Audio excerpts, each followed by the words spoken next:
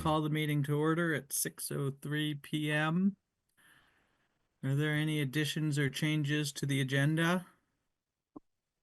Janie, I attended the Winooski Flood Resilience Roundtable on Wednesday, and so I thought I might just give a quick report on that, maybe at the end of the meeting when we've got reports going at 8:05.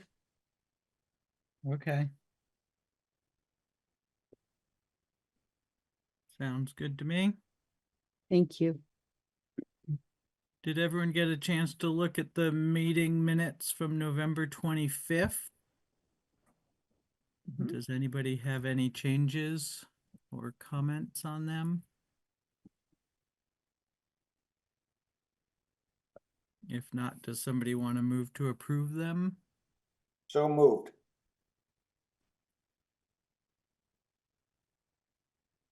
Second, I'll second. all in favor? Aye. Aye. Aye. Aye. Okay, same with the board orders. Did everybody get a chance to look at those? Any questions for Kari? If not, I'll take a motion to approve and sign the board orders. I guess since we're on Zoom, maybe the best bet is just to have Kari bring them back to the office and at least three of us swing through tomorrow morning to sign them. Is that the Yeah, seems like the best there's bet? no rush on the date sign as long as we get 3 signatures. I have a meeting. I have to be over there at 11 tomorrow, so I will be one. I can swing by there late morning. I can swing through in the morning because I have to pick up the check for Larry anyway. So we can all sign them tomorrow. Does somebody want to? So moved. Second. All those in favor? Aye. Aye. Aye. Great. Vote on whether to mail town meeting ballots to all active, non-challenged Calais voters. I move we do it. But we do that every year, right? No, we don't do it every time. It's, oh, where are my notes? It costs about, or last year it cost about $770 to print the ballots. Well, there's kind of two different questions. Are we going to use the tabulator? I think, and we decided, oh my goodness, I'm blanking. Barbara, did we decide to use the tabulator at the BCA meeting? Or some of you were there too? I thought we decided not to because it was more expensive. So we're not going to use the tabulator, which means we're probably going to, well, so then we have to decide if we're going to print the ballots or we're going to have LHS print them. If LHS prints them, it costs about $770. Plus we either pay to ship them all, we pay for the mailing, or if the school also mails ballots, we pay half the cost of mailing them all together. So those are kind of the finances associated with it. There's no big ticket items on the ballot. I don't think we need to mail them to everybody, but I'm not against mailing them to everybody. Didn't we budget for it, Tegan? We do every year just in case, because it's better to have it than not to have it. But I also don't know if we're going to be having other votes later this year that we might want to save that budgeting for, given the town plan and zoning reg situation. This is Barbara. So just the cost of postage is almost $1,200, plus the cost of the printing of the ballots. If we have to print 1,400 ballots for all the registered voters, when in reality, about a third of the voters are the only ones who vote. 2/3 of those ballots would be thrown away and it would be wasted printing and postage. Did this all school districts last year vote to mail the school ones? Do you remember? Every year for the last few years, there's Daniel nodding his head. Yeah, the WCUSD really prefers to mail them to everybody, and usually that passes. Do we have to decide tonight? Because it seems to me we should mail them all, assuming the Calais school ones get mailed. but maybe Well, not and- if the Calais ones don't. And we received a request from them to mail the school ballots, That's why right? Daniel's got his Yeah, hand raised. Daniel's got his hands up. You can speak to that, Daniel. Okay. Good evening. Thanks for letting me intrude. Yes, so we wanted to formally request that you allow all non-registered, non-challenged registered voters be mailed a ballot. It's definitely much better if the same is true of town ballots, and we are having a little bit of a struggle with one other town, I think, as far as I know, in our district, who does not want to mail town ballots and understandably is concerned about the confusion about not mailing town ballots, but mailing school board ballots or school budget ballots. So I would strongly urge you to authorize us to mail school budget ballots. And also, I would just say that it's not entirely absolutely true that that will end up being the case if we can't get all 5 towns on board. Do we have to decide this on the town ballot tonight? Can we authorize the school one and then sort of authorize, we'll do the town one as long as the school one either also gets mailed? Is I there, believe, go ahead, Barbara. is there a reason why the select board's not ready to make that decision tonight? Well, it's my understanding that the school board will pay for the mailing of the ballots and we can just put ours in that envelope. Am I wrong about that? They'll pay for the mailing of their ballots. Our ballots will up the weight and it will be more expensive, so we'll have to split the difference. Right, Daniel? I believe that that's true. I know that we certainly pay for ours, and so it stands to reason that you would just pay the difference, which hopefully even isn't 50%. I don't know what I think it ends up being, we don't both have to pay 70 whatever cents per thing. It ends up being a little less than that. I mean, I think it's good practice to mail them anyway, and I think there's a good chance the school ones would be mailed, so I would be prepared to just decide that we mail ours today and if others are as well.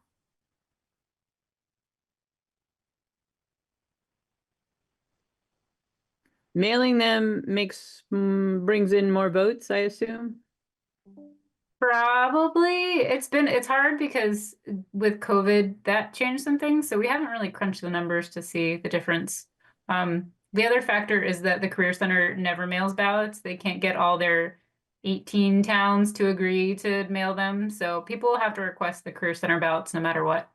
But we'd probably get better voter turnout if we mail them all.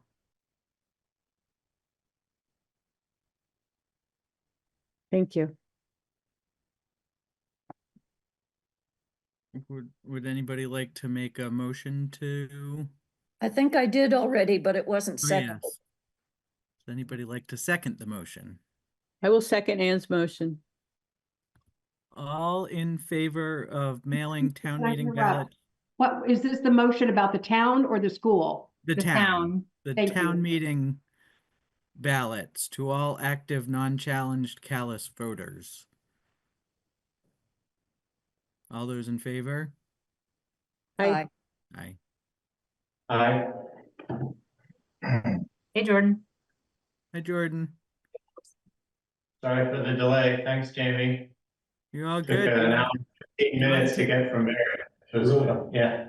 Yeah, you were Not- right. It is icy out there. Can I Yeah. clarify? Did that pass 5-0? Yes. Thank you. Jordan, do you want to take the baton? Do you want to do it for the Sure. I'll next ballot thing, since I walked in halfway through that discussion and then I Yeah, can. sure. Sounds good. So the next item is vote to allow the Washington Central Unified Union School District to distribute ballots for their annual meeting via the USPS to all active, non-challenged Calais voters. And we heard from Daniel on that and discussed a little. Does anyone want to discuss further or make a motion? I move that we allow this. I would second. All those in favor? I, Aye. Aye. I, Thank Bill, you. did you vote? Thank you. Thanks, Daniel. I think that was 5 in favor.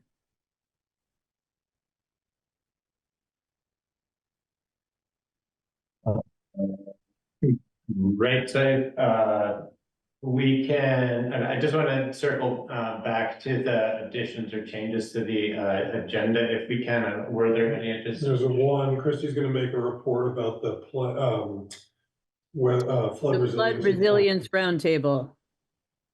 Okay, and, Yeah. okay, perfect, and, so I wanted to, or at the end of this meeting, we, have an executive session scheduled, to talk, about a land purchase that we're all, fairly attuned to.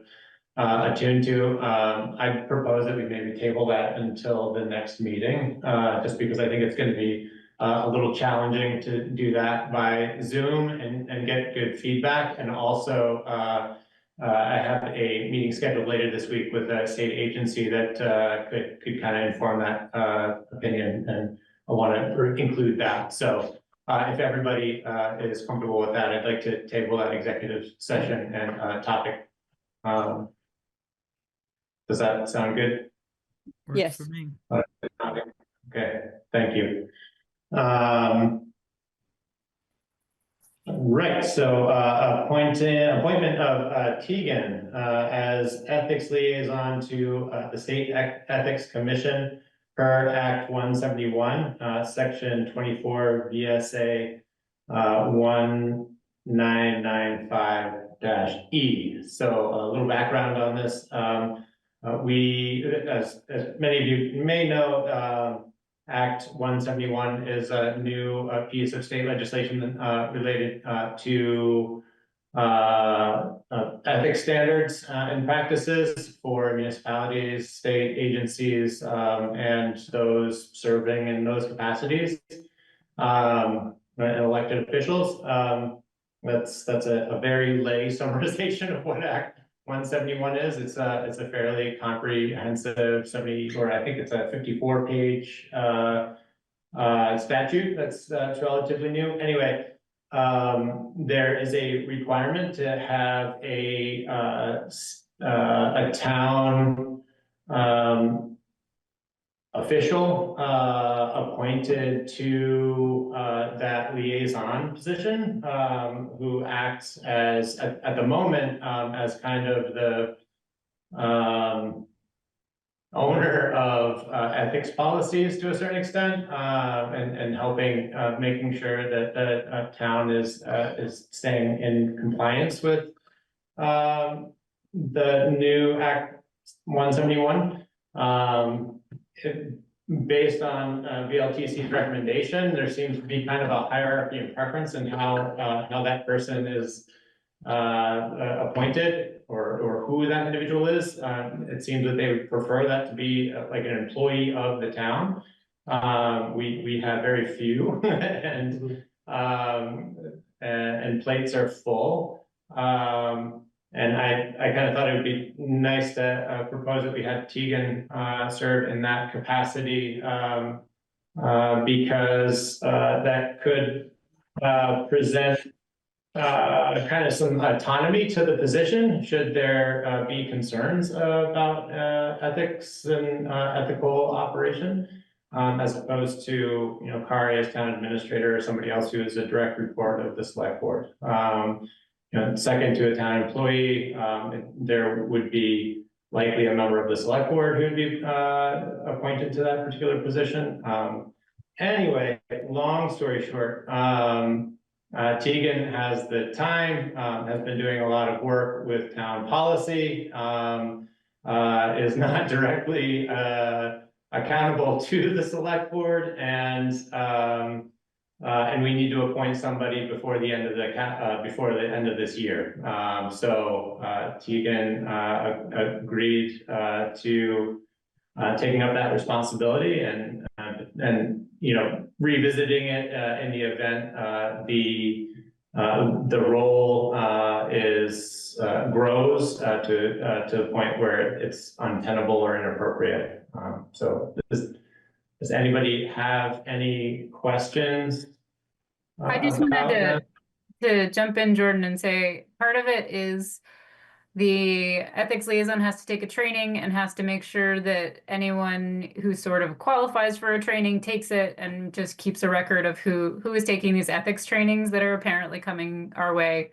And then if any residents report an ethics violation to the executive commissioner, they would tell me, and then I would get the ball rolling on whatever we needed to do as a town. So that's a little more about what my role would be.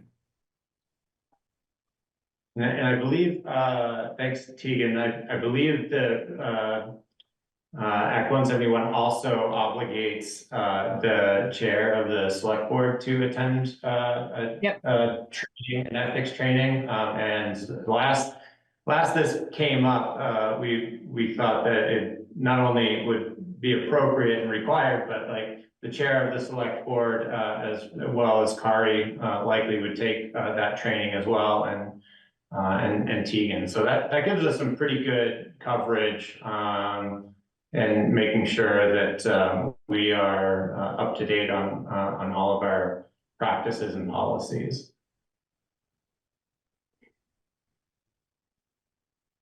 So unless anybody has any other questions or comments, I would entertain a motion to appoint Tegan as the ethics liaison to the State Ethics Commission per Act 171, Section 24 VSA 1995B. So moved. Thank you, Tegan. Yeah, thank you, Tegan. I heard that part about you had time, maybe not time, but you're willing to do it anyway. So I will second the motion. All those in favor? Aye. Aye. Aye. Aye. Any opposed? Nope. Okay. It looks like that was a unanimous vote. Thank you, everyone. And the last agenda item for administrative items is the appointment of Barbara McAndrews to the Social Services Appropriation Advisory Committee. So Barbara had expressed an interest in serving in this capacity. There are only a handful of members on that committee at the moment, and they're scheduled to meet Tuesday, I believe. So we wanted to put this on the agenda to get another community member represented in that discussion. So anybody have any questions or comments on that particular appointment? I move we appoint Barbara McAndrew to the Social Services Committee. I will second that. Thank you, everyone. All those in favor? Aye. Aye. Aye. And any opposed? Like it. All right, thank you. That was also a unanimous vote.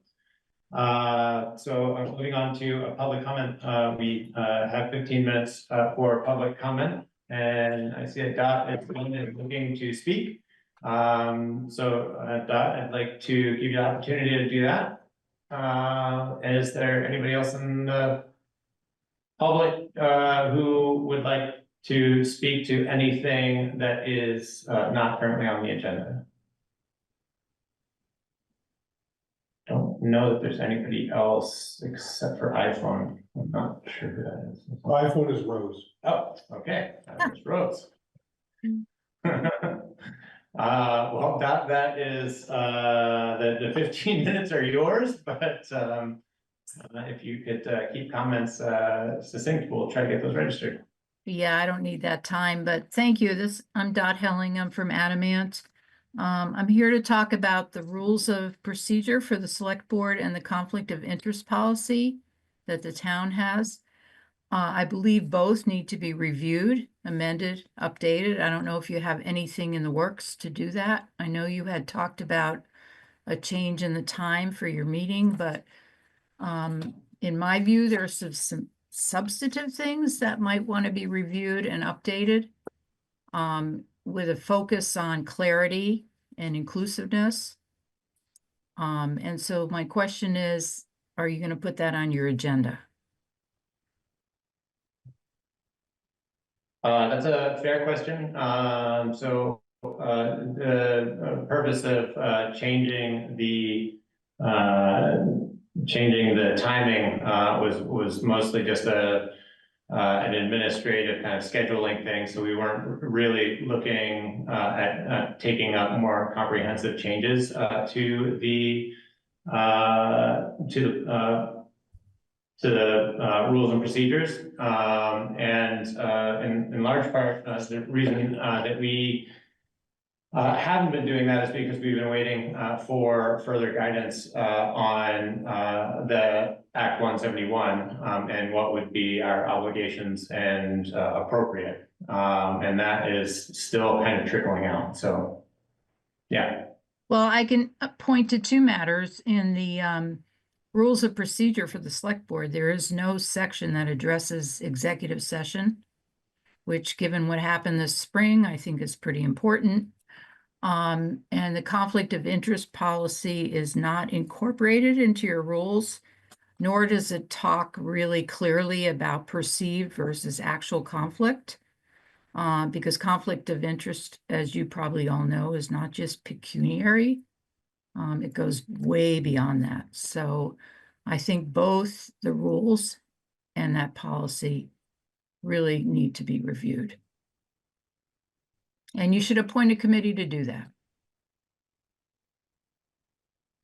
Okay, I appreciate that feedback, and we can put that on a future agenda for discussion. Well, I've asked for this since the spring in a roundabout way, in part, with all of that business that was going on with the DRB. So I would hope it wouldn't be kicked down the road even further. Thank you. Well, I can't make any promises about when specifically that's going to happen. Right now, we're looking at a pretty tight schedule, trying to wrap up budget preparations. But so I can't commit to anything before the end of the year, certainly. But as the budgetary work concludes, I think there would be time for us to add that after the new year. That's fair. I mean, even if you committed to doing something in the spring, at least to have it, on your agenda and on your future, considerations would be, that would satisfy me. Well, message well received. I hear what you're saying, and I am by no means trying to blow this off or kick it down the road or any of that. I think we just need to really try to work it into the schedule in a time frame where we can give it due consideration. And that's kind of where we're at this point. And knowing that Act 71 guidance has been forthcoming, we still haven't really seen that guidance come from VLTC all that specifically. So we've been kind of waiting a little bit from them, and I'm actually a little surprised that that we haven't had anything more comprehensive recommended. So it seems to me that at the very least, at the first meeting after town meeting, we'd be readopting them as the new select board anyway. So we should, at the very least, in preparation for that, have some discussions before then, and maybe a subcommittee to work through them once we get through the busy Christmas January budget season, to. Yeah, I think that's to exactly table. right, Jamie. Yeah. Great, thank you. Okay, thanks, Todd. So if that concludes the public comment, then I'd like to move into the first meeting agenda item, which is the Mountain Tamer Snowmobile Club's annual request for access, I believe. Is that I right? don't know that anyone's here for that. Bill, Well, can they you seem speak to to be that? most adequately equipped to be dealing with today's weather. Oh, Bill. Irony. Drive their snow machines down there? Speaking on behalf of the Tamers. I could talk about it a little bit. I'm the treasurer. Ah, Okay,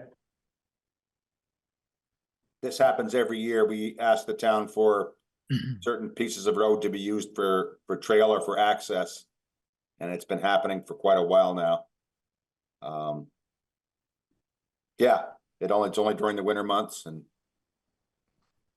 hopefully we'll have snow. yeah, we have snow now. So Bill, the access onto town land, is that what the request is? No, for the roads. Oh, for the roads. Yeah, yeah. Okay, Some of the trail actually goes on, like, especially on West County Road for a ways. There's also people who need access to trailheads, and they want to be able to leave their house and go on the road a little bit to catch the trail. So that's what that list is all about.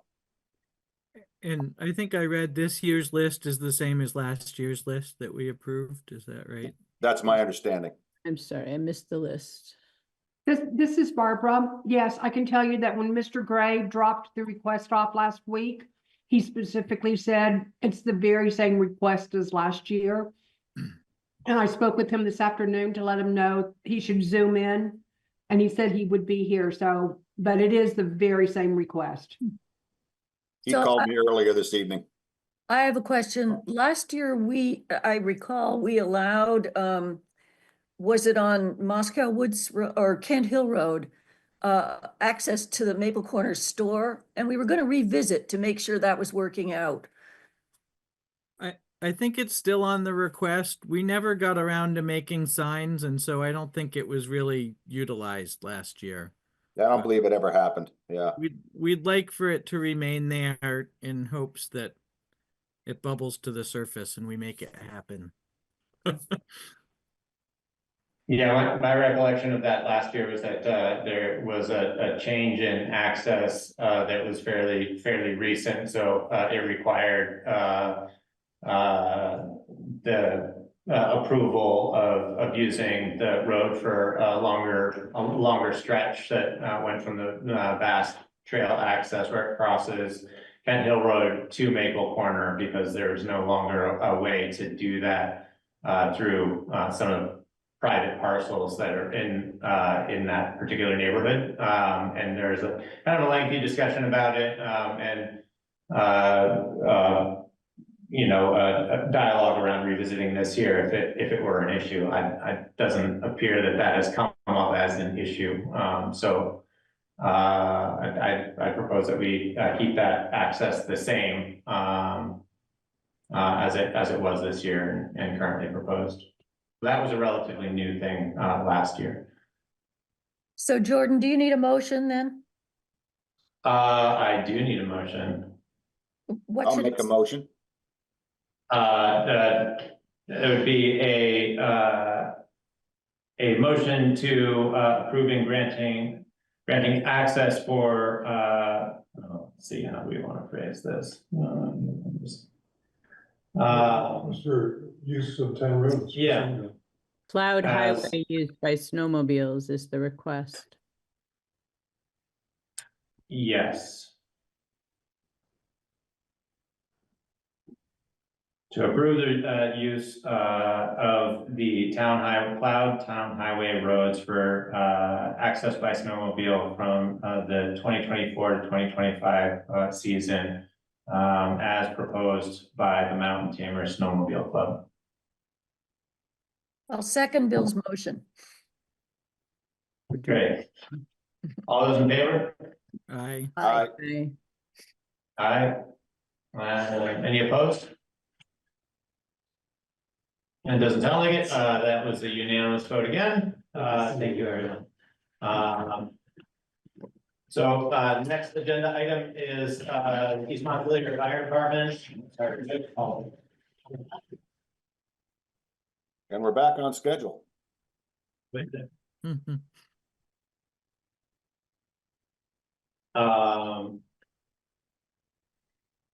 Welcome and thank you. Welcome. Thanks for making the trip out. I hope it is not a busy evening for you. But I hope not. We'll see. Certainly I observed everybody heating the morning and driving extremely slowly. But hopefully that continues to be the case. So we're talking about the 2026 budget this evening, right? And then any updates and discussion on operations and service. So we got the documents that you had provided. So.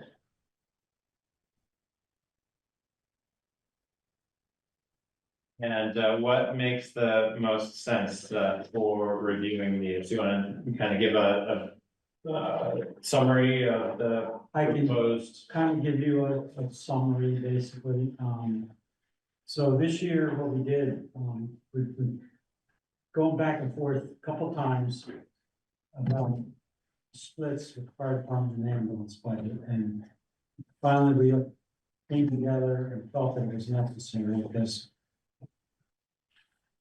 the ambulance never really took on any expenses of the building. The electricity was pretty much all on fire side. And especially with contracted towns that we contract with, we felt that they weren't helping to contribute to those expenses fairly either. So we took numerous lines and either broke them 1/3, 2/3, or 1/4, 3/4. It's random. We didn't want to go too aggressive too quick. But as you can see, in the total, we tried to level fund. We're close to level funding for East Montpelier and, Calais. And we're in contract negotiations with Plainfield and Marshfield with the intent of them seeing the increase because they're behind. They've been kind of frozen in time because of their incremental increases annually, but our increases have been triple, if not a little more, of their increases. So we're trying to catch them up. But also for them, that's a financial burden too, to take on. So we're seeing where that goes at this point, but we feel comfortable that this should work as planned. So the ambulance budget went up dramatically, but the fire budget came down dramatically. So it's kind of a wash there. And you could sit there and look at it and say, you still want 650,000. Yeah, that's true, but the ambulance side of it will get reimbursed by the two towns. So, it's kind of a net wash for Calais and East Montpelier, the way it's penned out on paper right now. We did add the paramedic intercepts to the budget for this year. So now all of our expenses that we incur as an ambulance service are now reflected in the budget. And with the increases to Marshfield and Plainfield, with those going through, which we hope they do, we reclaimed 15,000 that, well, it wasn't 15, it's 14 and change, that we contributed last year extra to offset the ambulance building. We took that back out of the budget. So that will then just go directly in the capital. And the budget was designed with a 4% increase across the board. And we held it at 4%. But the bulk of that money is going to hopefully come from Marshfield and Plainfield.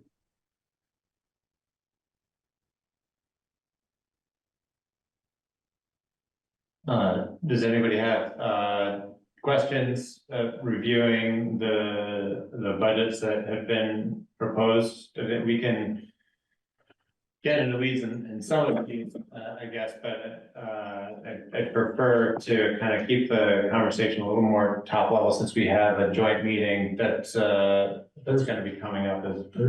Yeah, on the 12th, so we're gonna have an opportunity to get a little further into the weeds in a couple of days. If that makes sense, but I guess to kind of touch on any initial responses or questions, just so that we can kind of get ahead of that conversation a bit. I have a question. I can't figure out how to raise my hand here, so I guess I just have to shout. Can I ask a question? Yes, please, Anne. So I know we've had this discussion before, but I just want to be clear. I was a little confused when I saw things like protective equipment in the capital plan. So what is our definition of what belongs in the capital? What's capital and what's operating? Well, the criteria that I use for capital is generally an item that is expected to last, I'd say a minimum of 5 years up to 10 years plus, and that's over like $1,000. So when I buy turnout gear for people now, I'm spending upwards of just pants and coat, no boots, no helmet, no gloves, no hood. Just those items alone are costing me about $4,000 to $5,000 a person. So if I get 3 new members and I got to outfit them, and that's just the coat and pants, I'm going to spend over 10 grand. And so that to me is a capital item. That part of it is capital, but the helmet, the boots and the gloves, I'm keeping that in the operating side, even though it has the longevity that would meet capital criteria, but I just felt like I would keep that in the operating budget. Okay, that's clear and sounds reasonable to me. Thank you. And so while we're on the capital plan, am I reading this right? I don't see any new equipment proposed for the future. All I see is what we're going to pay for the stuff we've already committed to. Do you have a plan that projects replacement costs? All I do is put in the dollar amount that we're authorized to spend. We historically haven't really prepared a capital budget, even though it's on my agenda to have a capital budget year by year of what I think I'm going to need. But we haven't, that I'm aware of, ever really had one. It was just assumed that we could spend up to that 20,000 a year as we wish. So as long as what we planned on buying that year for capital stayed under 20, we could just go and get it when we wanted, how we wanted. And then if it was a big ticket item, we would come before the boards and say, hey, I'm looking for a new, let's say, turnout gear washer, and that's going to cost me 35,000. And can we go ahead and buy that? The 20, you're referring to the contingency, but. No, there's, every year we're authorized to spend up to, and 20. up, and then hopefully the next interlocal it goes to 40. Because 20,000 doesn't buy what it used to buy 20 years ago, when that number was created, 15 years ago. Does that make sense? Yeah, yes, thank you. I'm glad to hear that you're going to work on it, though. You know, have a plan, what do you call it, a capital budget as opposed to a capital program? When you project the new equipment, it'd be nice to see that sometime in the future. Thank you.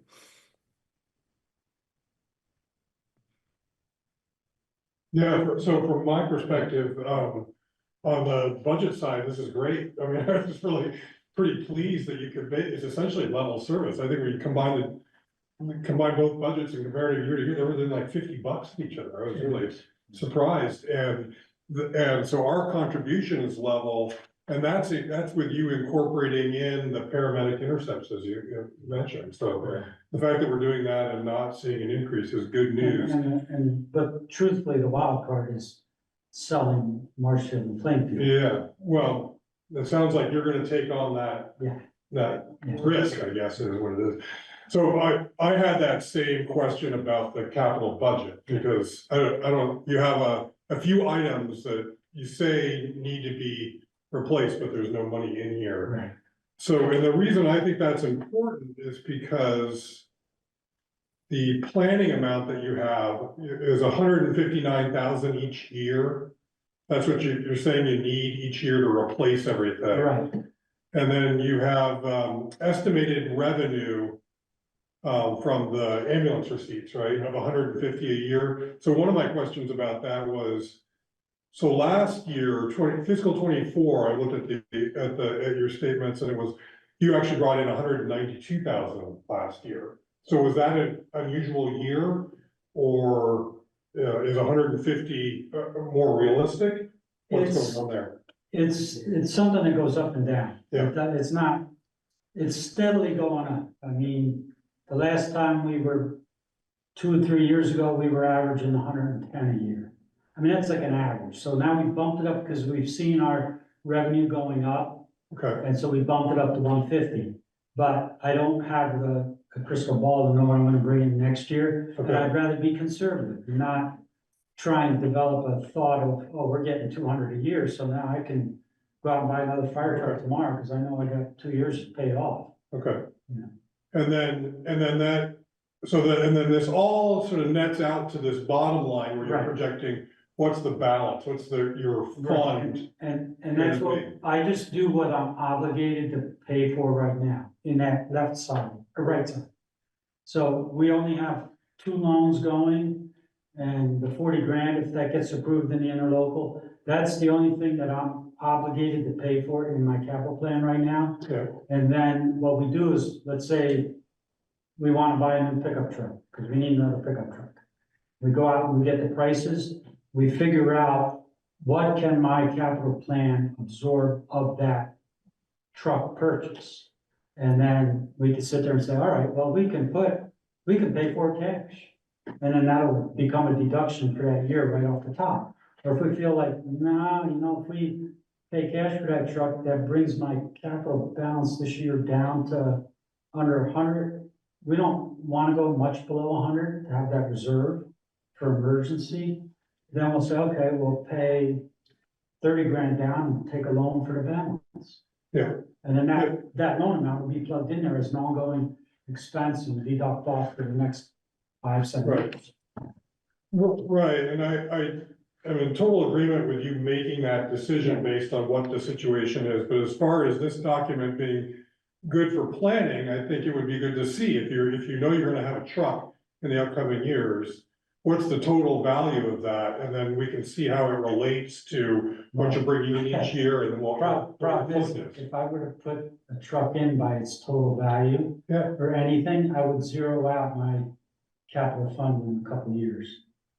You know what I mean? Just because everything is so expensive, we don't generate enough revenue to be able to set money aside like a typical capital plan. You go out, you need, let's say, 4 million to make your capital plan work over the next 5 years. So you go and put a capital budget line item of saying, I need 750,000 for the next number of years. You add that up, you've got your 4 million. We don't have that luxury. It's based on a number we really don't know. So I don't. which number do you not know, the The revenue, receipts? yeah, receipt revenue, we don't know revenue, so we had, one time, the old budget had all those numbers plugged in. And then we're looking at it like, oh, in 3 years, we're gonna be out of money because we got that fire truck coming due. And then like, no, we won't buy anything now, because we're thinking we're not gonna have money in 5 years. So that's why I took all those future expenses out, and I thought, that commits to what we have to spend, what we need. Because we are obligated to come up with those funds. Anything after that is, I call it fluff, in the sense of, we don't spend it foolishly, we really don't, because we know we gotta try No, and I don't keep coming to the select boards and saying, we need another 100,000 or another 200,000, but next new fire truck, if we do get another new one, that reality could happen.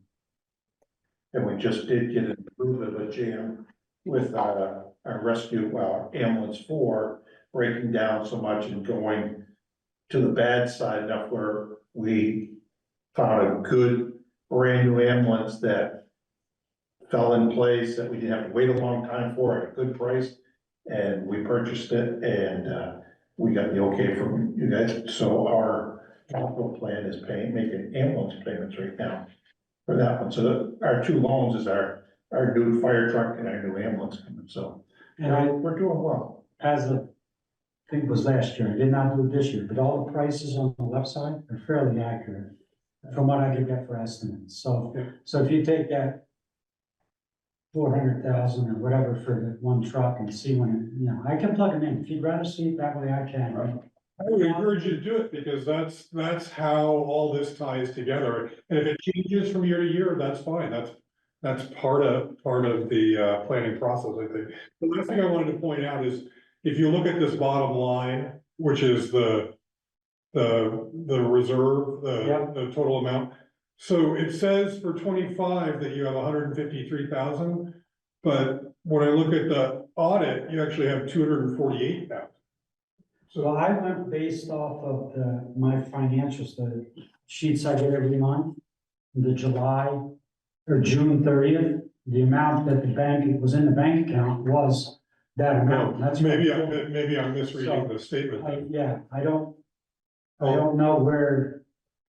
I was just looking at your, the balance sheet that you provide, maybe it says capital equity, 248, I don't know if that's the So I pulled it off the top, cash. the top one, that's where I get it from. Because equity, I think, includes the value of my equipment, Oh, okay, plus the money in the bank, it's all I think it's the total. I see, So the top is what's in my accounts, if you look at their bank account balances. So capital says what it says, and then I plug that amount in. okay. That's how I do it. Maybe I'm misreading the form myself, I don't know. But I think that. NSB capital says 217, 825, so anyway, Yeah, that's something we can take a look at. And seems like it should tie somewhere.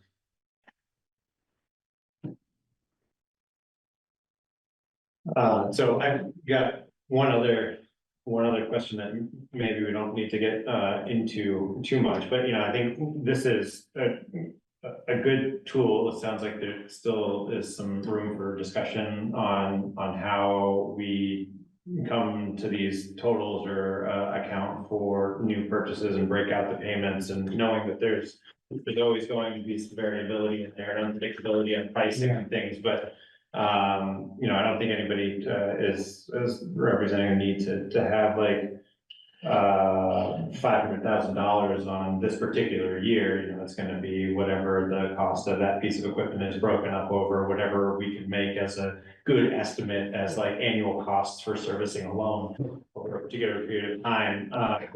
Get line of sight on the planning side of things. So that, I mean, we're pretty used to looking at documents that that look like that and help kind of level out costs, or at least anticipated costs to taxpayers, and then also gives the department the autonomy that it needs to make a good decision with the budget that's been well defined. And I worked with that kind of a capital plan too, but that's when we would ask for the money. See, I would project I need to buy a new fire truck in 2 years and it's gonna cost me 800,000. So I would go to you as the governing body and say, I need 800,000 in 2 years. And then you put it on your vote, and we get our 800,000 and we pay the truck like that, it's done, gone. And then you bond it for whatever you decide to do as a bond. But we're not actually looking to gather that full amount of that truck in 2 years. So I figured, why plug that amount in? It's just gonna make my bottom balance go to zero much sooner. But, I could present it however you guys want. Don't bother me. Okay, well, so the second half of that question, I guess, for me is that when, at least like from my perspective, when I look at the two budgets and how they're split, and we went over this a lot over some of our previous joint meetings, where you've got income that is becoming increasingly variable from the ambulance service. And then other sources of income and that sort of thing. And then there's a debiting and crediting, because originally, as it was structured, that was supposed to be funding the capital fund balances, but that is becoming increasingly more variable and isn't likely keeping up with the increases in costs of the equipment and the trucks and all of the other pieces of moving equipment. So I guess I'm wondering if for transparency reasons, would you guys be interested, or would you be willing to take a look at how the budgets are structured, so that we're not looking at ambulance and fire as these separate entities that have different sources of income coming in, and then having to credit accounts where we're then merging them at least on a 30,000 foot level, so that we have income coming in and being shown in one area, but you still have independent budgets underneath that for the two different departments, and separate, still keep like capital budget separate and some of the line items and expenses separate, but merging the income sources as well as the town contributions, so that those are being presented in the same area. Well, the thing right now, the way it is that, you know, all our income that comes in from the ambulance, it goes to two places, and that's all it goes to, is either capital or contingency. And for the past 2 years, knock on this plastic, that's what, Yeah. I've been able to stay within my budget, not go over budget, and not tap into contingency. And so all the money's going right into capital, and that's where that money goes. Prior to that, ambulance income was paying for paramedic intercepts, was paying for ambulance billing, and there was something else we used to pay for a while. I think it might have been originally a defibrillator loan payment. Yes. All that got taken off the top of our ambulance revenue, and then it got split between capital and contingency.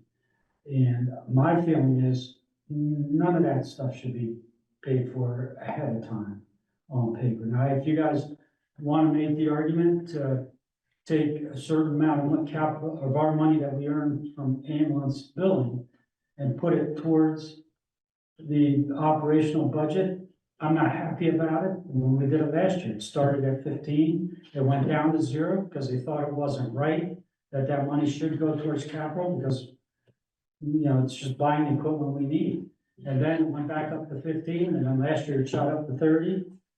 And this year, it's gonna hopefully go back down closer to 15, but that's contingent on our budgets passing.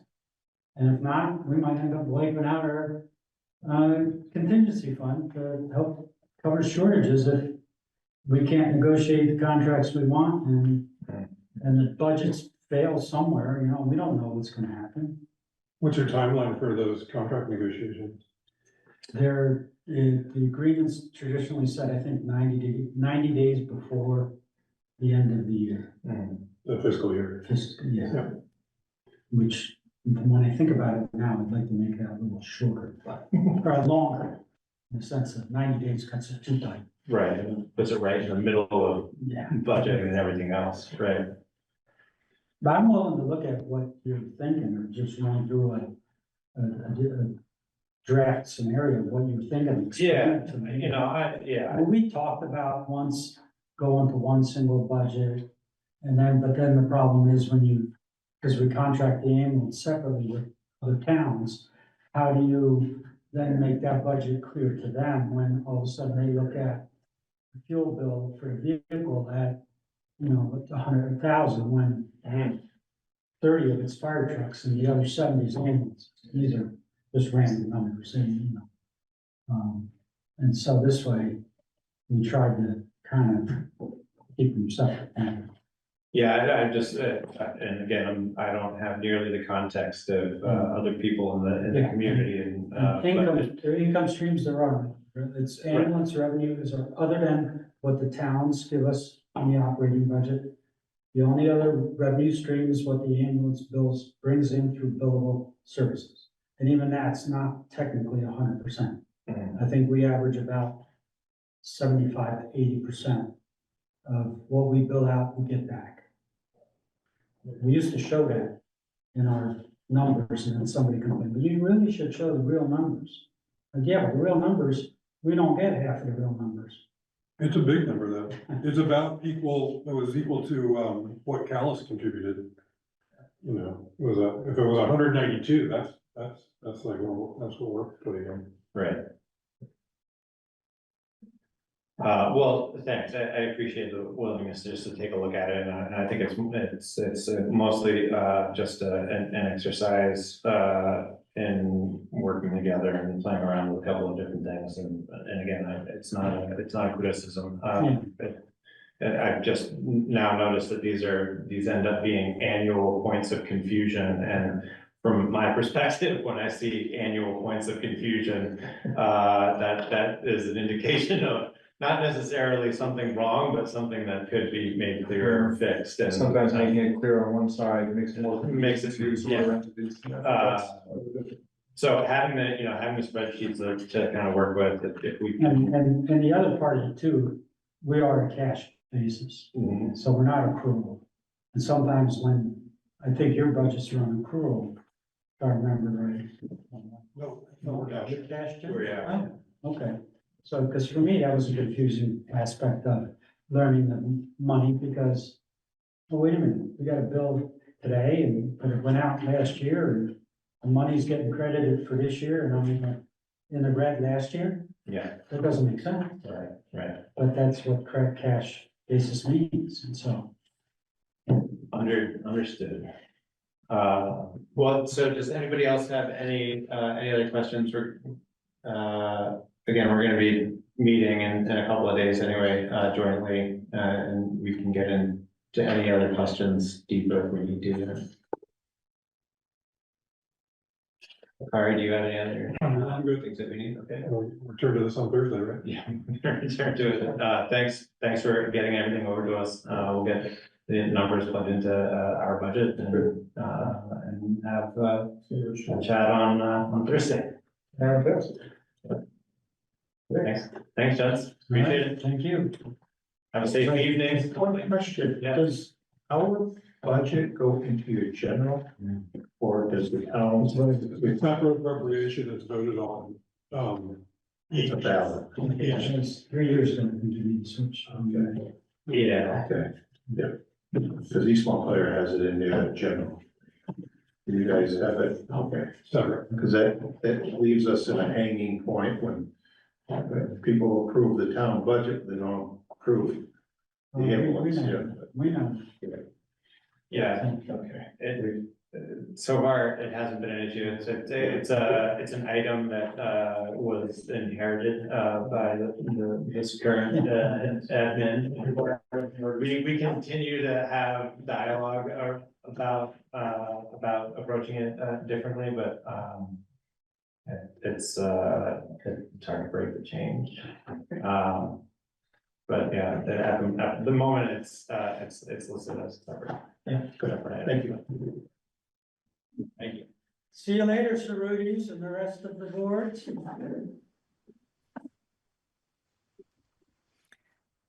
Hi, I'm Retta Dunlap. I'm the president of the Woodbury Fire Department. And you have our budget there, our operating budget. And you can see that each line item shows whether we went up or down according to what was budgeted. So our operating expenses and this budget went up 4.16%. But we have our capital replacement fund and the truck replacement fund went down, which means it's level funded. Basically, it's a 0.06% increase to Calais. And the other two documents, there's a memo there. If you're putting this in your budget, there's the memo about that, or if you're doing articles on this these appropriations. We wrote that out as well. And there's a paragraph at the bottom of both of those explaining, how the operating expenses went up, but because we adjusted the truck replacement fund downward, it's pretty much level spending. That's any questions. And if you need real detail here on how things were spent, that would be what Paul would need to answer.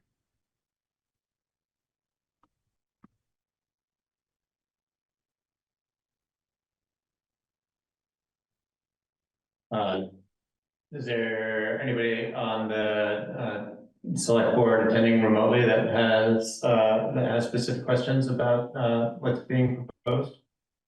Can I jump in?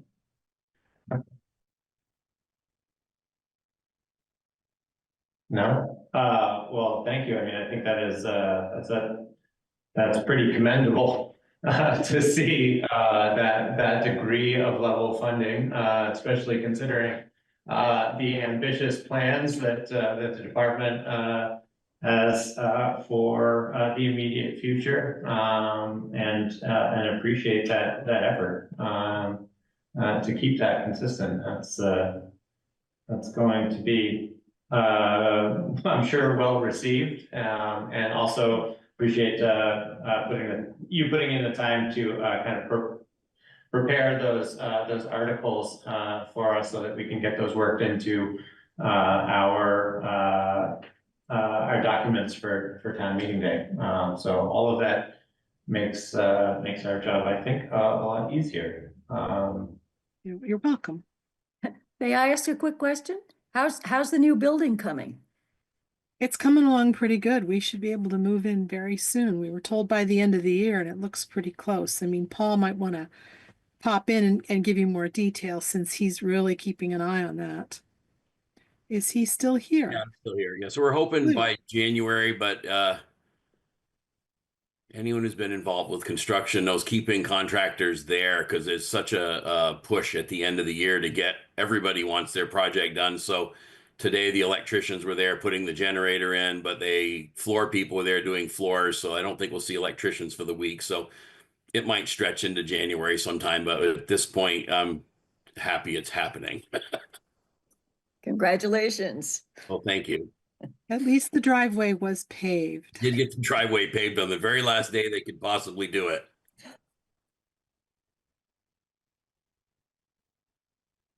Yeah, one question, just speaking as the treasurer, and I've only done this for 1 year, but making that, those two payments, the first operational payment, operating expense payment, and what's the other one? The truck replacement fund, right at the beginning of the fiscal year, when our cash is about its lowest point, that's kind of challenging. I'm just curious, do you have any flexibility on the timing of that payment? I can answer that one. So Kari, the issue we have there is it's when the payment that truck replacement fund, just for context for everybody, we're morphing away from the truck replacement fund has been the intent with loans to the capital fund, which our capital fund pays for trucks and it pays for SCBA. So we have one loan left, which is due, I think in August or early September. I'm not exactly sure, which is why we end up having to have that payment due then. We've made it, that's why we've moved the capital payment into January, so that the taxes are collected. We have the same issue in Woodbury. I was on the select board for 3 years. But it's just how that payment landed when that truck we bought. We bought a truck in 20. I want to say it went into service in 20, and it was a demo truck, which we saved probably about $200,000 on the purchase. So we had to buy it then and didn't have a choice on when the loan happened. So that's why it's the way it is. When that's paid off, what we're going to be doing over time is moving money from the truck replacement fund into the capital fund. You'll see that kind of go up over time. We got to rework our spreadsheet that we have for that. It's not up to date. And the truck fund will go away. That's been the plan right along. So Okay, so that'll alleviate that. You're saying in a couple of years that'll alleviate that time. Yeah, I don't know the term on that loan. I'd have to check with the treasurer. It might be 6 or 7 more years, but oh. I can check. We might be able to change that date depending. I just don't know exactly when it's due. If it's due in September, but I think you're like us. Your taxes are paid in October. September 15th is the first deadline, first half. So anything after September 15th would be really helpful. Okay, well, let us find out when that's due, Retta. Can you put that on to ask check Hannah? fund? Yeah. Because as long as we get the money before that payment's due, I don't have a problem. Because last year we paid off engine 4, which was due in July, and we paid off the pickup, which was due in August. And I just don't remember when the engine 1 and whether it was September or August. So we'll find out if it can be moved. I don't have an issue with changing the date. And that's the July 1st date, correct? Correct. Because if I understand correctly, Kari, you're looking to move it closer to that September 15th if we can do that. Yeah, September 15th is Yeah. much better position. Yeah.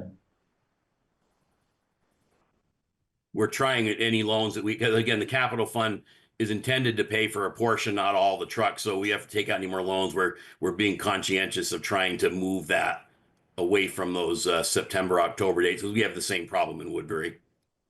Yeah, okay, thank you.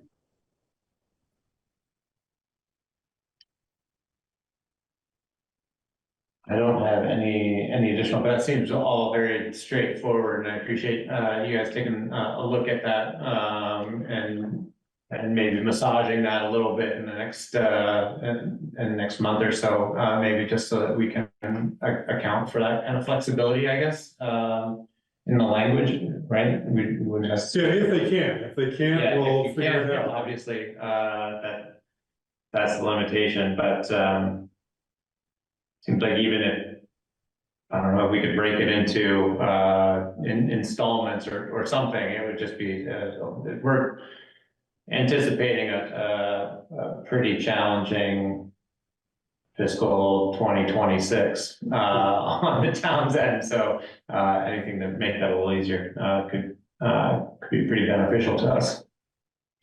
Okay.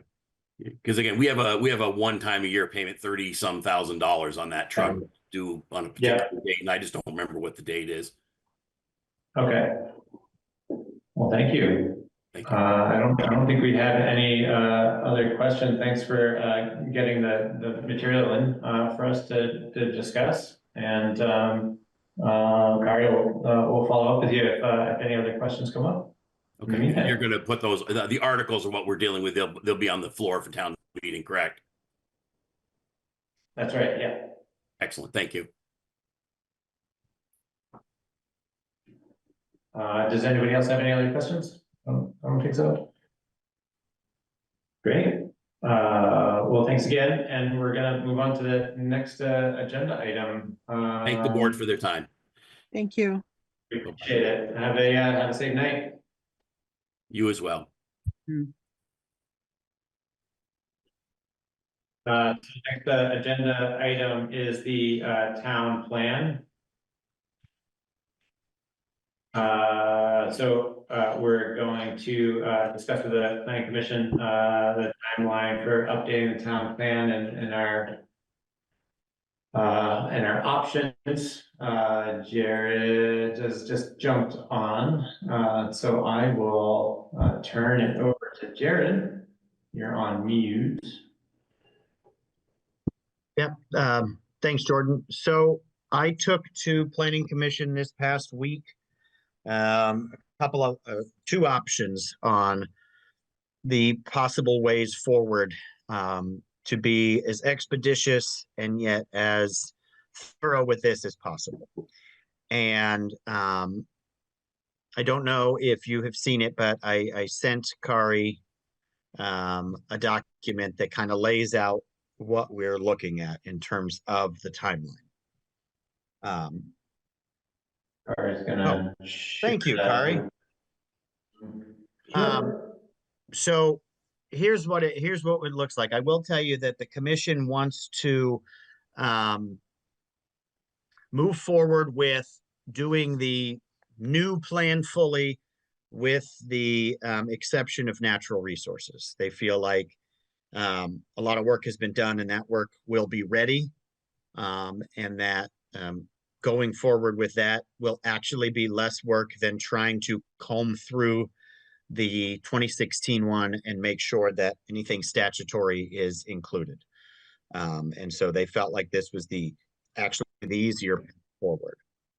So the proposal here is that we would move forward with the plan to adopt the new town plan, and it would get us to April, and when we could then approve the town plan, and then on our end, Planning Commission get started on the natural resources section, and then work to amend the plan to then include that new natural resources section. So going by the statutory requirements of warnings for public meetings, this is what we think would work when it comes to how we can get this done. So we, as the Planning Commission, would finalize the plan on January 7th. So we would then say, okay, we finalized it. We've got it to the point where we want it to be. Again, except for the exception of natural resources. Then January 10th, we would submit that to the adjacent towns and different ones. We can submit it to CVRPC, but without their comments going forward. We do have their tool, the tool that they use to check against, to make sure all the parts are there. So we will be using that as we go forward to make sure that all of those parts are there. But they will have a copy of it. Go ahead. Just to clarify, you said without their comment, we'll be moving forward without CV? Yes, we can move forward without their comment. From what we gather, once the town approves it, CVRPC will have it anyway and will review it anyway and can make changes from there. And since we are going forward with an amendment anyway to put in natural resources, that would allow us time to then do that. But at least it is then a current in-place town plan. Okay. Regardless of whether it needs to be amended or not, it would then be complete. And so the fact that we would need to amend to include natural resources actually gave us the ability to then make any of their changes. Can I got all that. This is good. Can just one quick question on the natural resources. Are you just going to have a whole, or are you going to include the old one? We're going to include the old one. The old one and update it, I assume, to meet whatever statutory requirements. Well, actually, from what we understand, there were no statutory requirements that are needed in that one. There are just changes that we made in zoning that would need to get made in natural resources, but there were no statutory updates. And so we want to make sure to then get that one right. So we can move forward with the current one, the 2016 version of natural resources, and then amend, because then that way, Highland, Upland, Shrod, all those things can then be in the town plan as it needs to be. Okay. So we would then put out a warning on January 27th, which is the 15-day notice. And then we would have a public hearing. That looks like I typed that funny, but we would then have the public hearing and a potential approval on the 11th. And then we have a meeting on the 18th, which if we had enough public comment that we felt we needed to move, we could then move 1 week later into the 18th. But if all goes well, we could, after the 11th, move it on to select board. CVRPC said we just, as Planning Commission, just need to have the one hearing.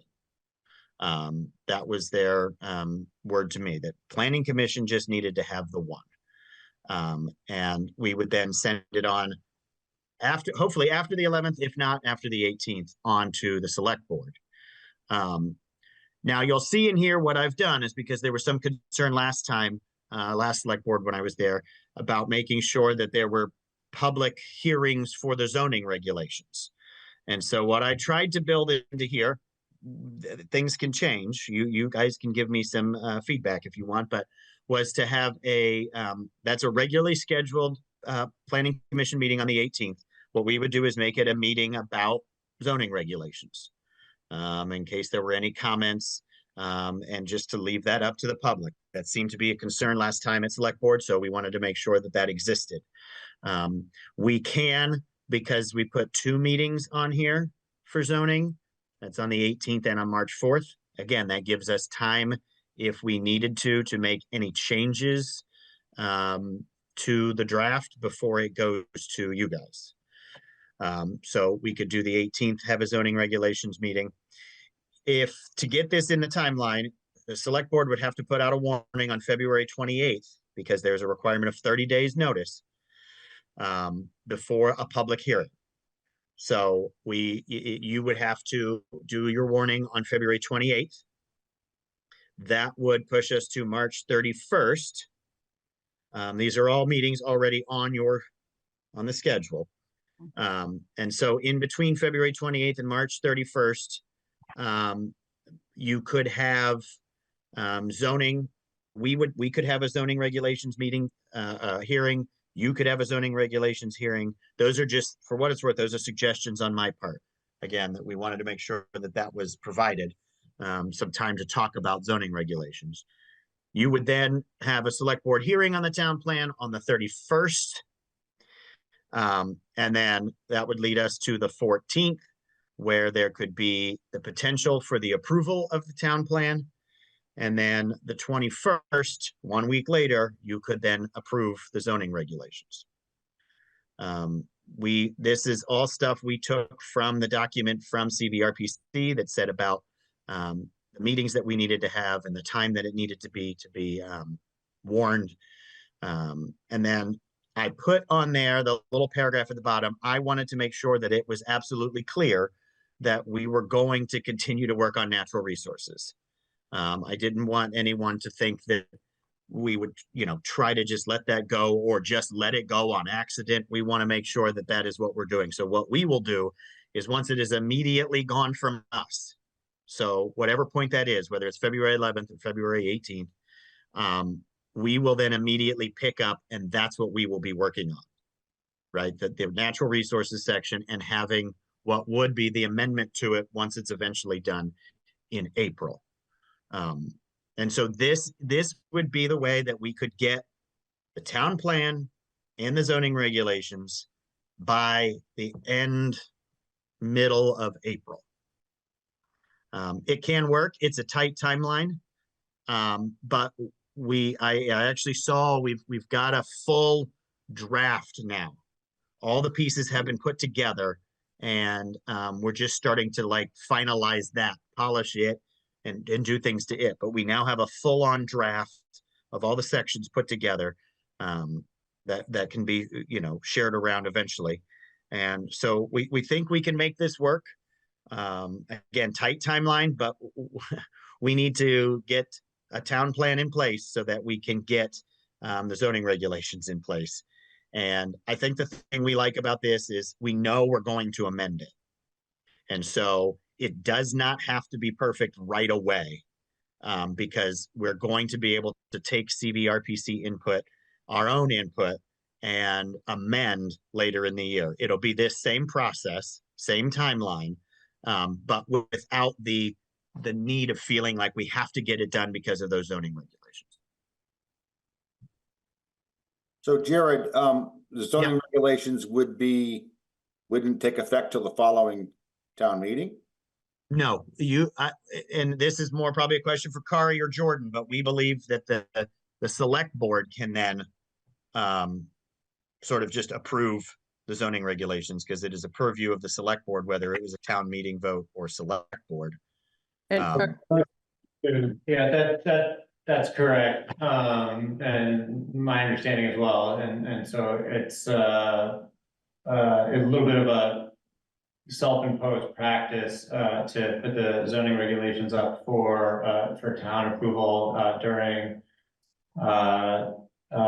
town meeting like we did last time, because it was a fairly substantive change in the regulations. But it's within the purview of the select board to adopt zoning regulations, and make amendments as long as we're following the procedure. So I guess I put the heavy caveat on this proposal, being that, we hold the proposed meetings, on the zoning regulations, knowing that we're going to be adopting the zoning regs as they were previously approved. So that, you know, that there aren't going to be substantive changes to the zoning regulations from what was approved during last town meeting.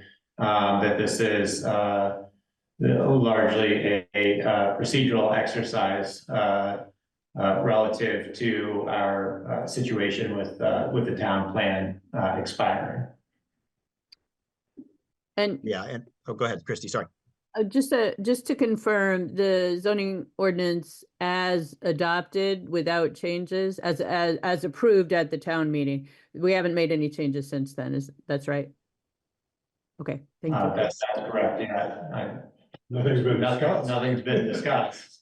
Right, which is to the point of what Jordan was saying, that we want to hold public meetings so that we do our due diligence in making sure people know what we're doing. But in reality, nothing has changed since it was approved in March. And so, yeah, I'm going to guess that there will be people that bring either thoughts or concerns, but that can be put to us later as the planning commission, right? Like we can keep that and do that later and just say, these are the ones these were the ones approved at town meeting in 2024. And so we want to make sure that we get those approved, and then we can do that as planning commission. We can keep all of that if there are comments made or suggestions made, and then we can do that through the process once they've been approved fully and are back in effect or are in effect. Right, thank you. Jared, can I ask, so the zoning regulations don't require a formal hearing, is that correct? But you're suggesting a public meeting with that on the agenda? Right, that's what I think. So anything I did on there for PC, those are meetings we already have scheduled, and what we will do is we will just put zoning regulations on there for open public discussion. And you think you're going to meet on town meeting day? Is that the 4th?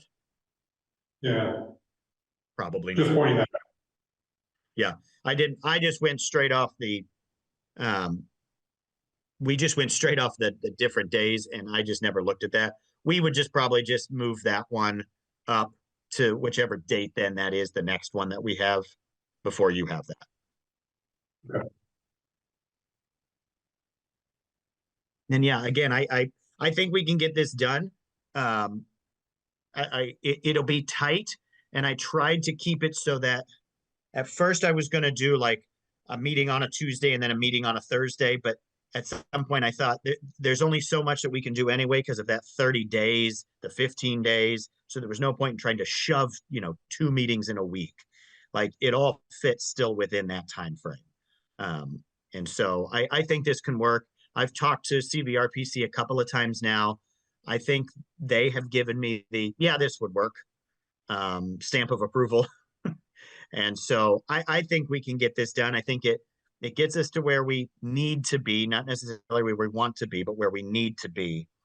And it gives us ample public hearing time so that we are giving people the ability to give us input as it's seen, but allows us to move forward, take that input and do it later in the process if necessary.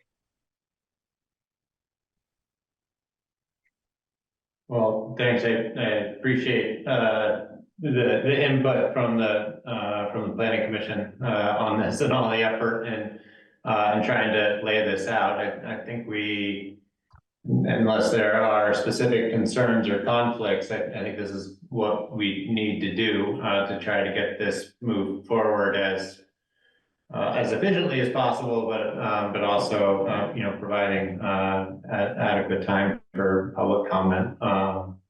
And we'll just work with Kari and Barbara to make sure that we've got these represented on as best we can on future agendas over the next couple of months so that we can stay on track.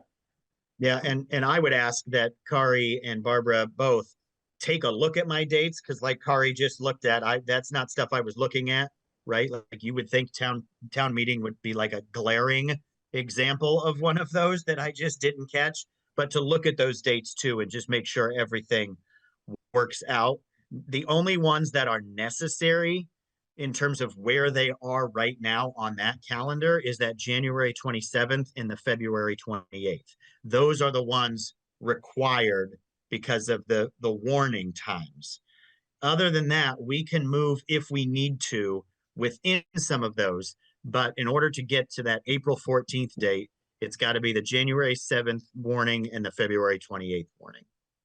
Other than that, Kari, if you find something or if Barbara finds something in those dates, we can be flexible to make them work if we need to be.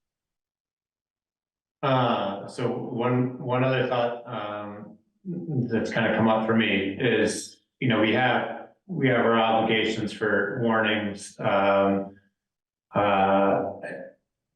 these various meetings and steps. I'm wondering if we can communicate what the temperature of the room is here on doing like a front porch forum post that kind of outlines this timeline with a summary of this is why we're doing it this way and this is why you're going to be seeing these warnings. You know, even over the last couple of weeks, it seems like the only two things substantially impacted are our need to get the town plan updated and adopted in a timely manner, and the readoption of the town regulations, but that the recently modified ordinance, like traffic ordinance, for instance, like those things are all of these last steps that we've takes that still stand and are still valid, and just kind of a summary of what the real impacts are to the town, with an outline of the dates so that people feel like they have the full context and line of sight on when these meetings are going to be happening. Yeah, Jordan, I'd be happy once Kari and Barbara kind of look at the dates and we make sure those are the dates. I'd be happy to put that together, have you guys look at it, like some kind of front porch forum thing that we can put out and say, you know, again, following up, because I put one out before, but following up with it and saying, okay, here is our plan.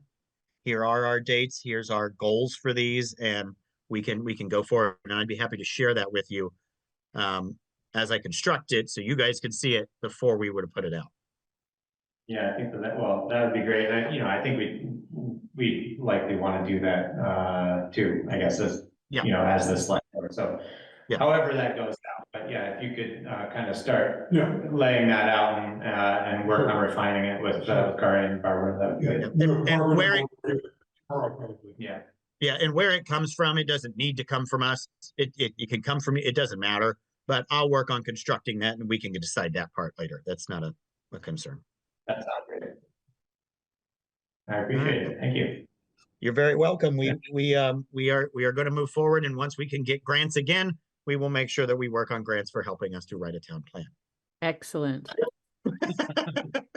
Oh, we have a long list of other grants maybe that you guys might want to start working on applying to. There's got to be like some sort of penance, right? Like Right. There's got to be something. I do think that there are a lot of them out there that we might want to prioritize, that maybe that is something that Planning Commission could, once we've got this settled, that we could focus on for a little while, is grants, right? Like maybe we could be using that as our time, because I have a feeling we're going to want to take a little bit of a break after this, but is looking at those grants and what we can do with it. We've got people on the commission that write grants. So maybe that's another Yeah. place that we can get started.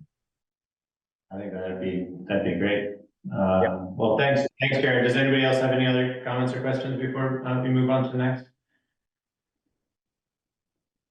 Thanks to the Doesn't whole look like- planning commission for all of this. Yeah, I do It's a- appreciate it. Yep, And, it's a good working, hard working group of people. So we'll get it, and we will get it taken care of. We may have been thrown a curveball, but we got it. that sounds good. Thank you. All right. Thanks, guys. Have a good night. Be safe out there. Thank you too. Moving on to the next agenda item is the continued review of the fiscal year 2026 budget. So right now we've got scheduled a detailed review of the general government budget, which I'll hand over to Kari. The draft budget is in the shared drive, so hopefully everybody has been able to find that. Is that true? It's in there. In PDF A and lot Excel. of nodding heads. Okay, Go ahead. so why don't I run through, here are the most significant changes that have been made since the last time you saw. So we took Barbara's position, as we discussed last time, and converted it from one full-time, 40-hour a week position to two part-time positions, 36 hours. And that has a pretty significant impact on benefits. Across the board, including in the highway department, we've made the change to MVP medical insurance.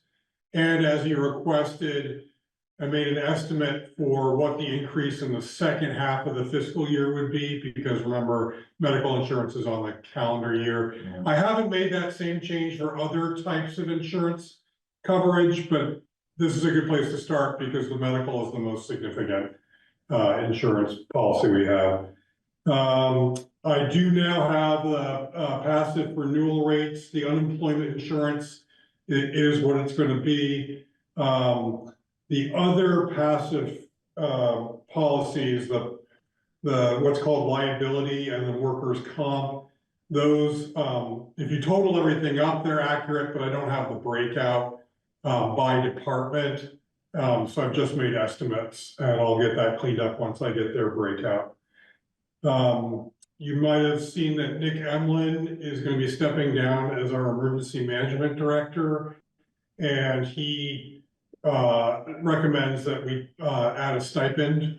It's something that he didn't want for himself, but he thinks is important going forward. So I put $1,000 in there, and that's equivalent to what we offer to the health officer for parity there. So there's no allocation for a constable, however, and I know constable is on the agenda coming right up, so we can discuss that.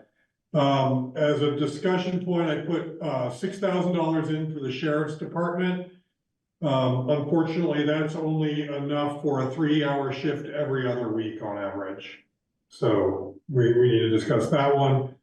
The abatement allocation, it was $500. I took a look and I reduced that to $100 because that's enough to cover the de minimis amounts.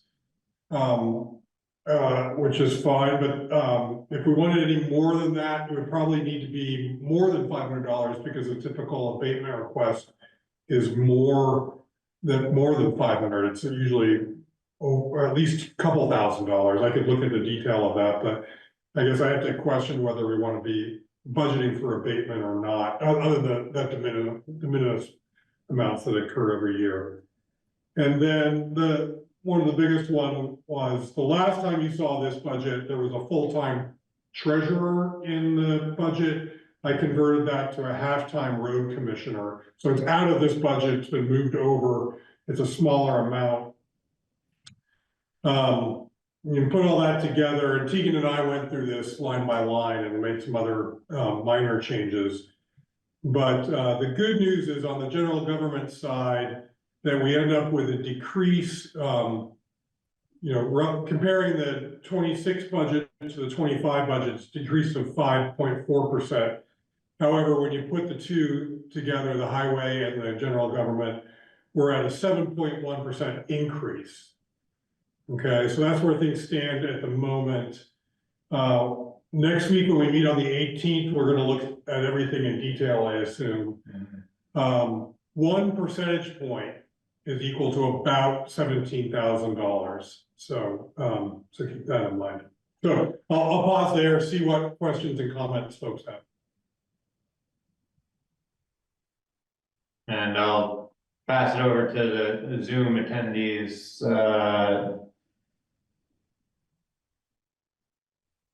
or members of the board on Zoom.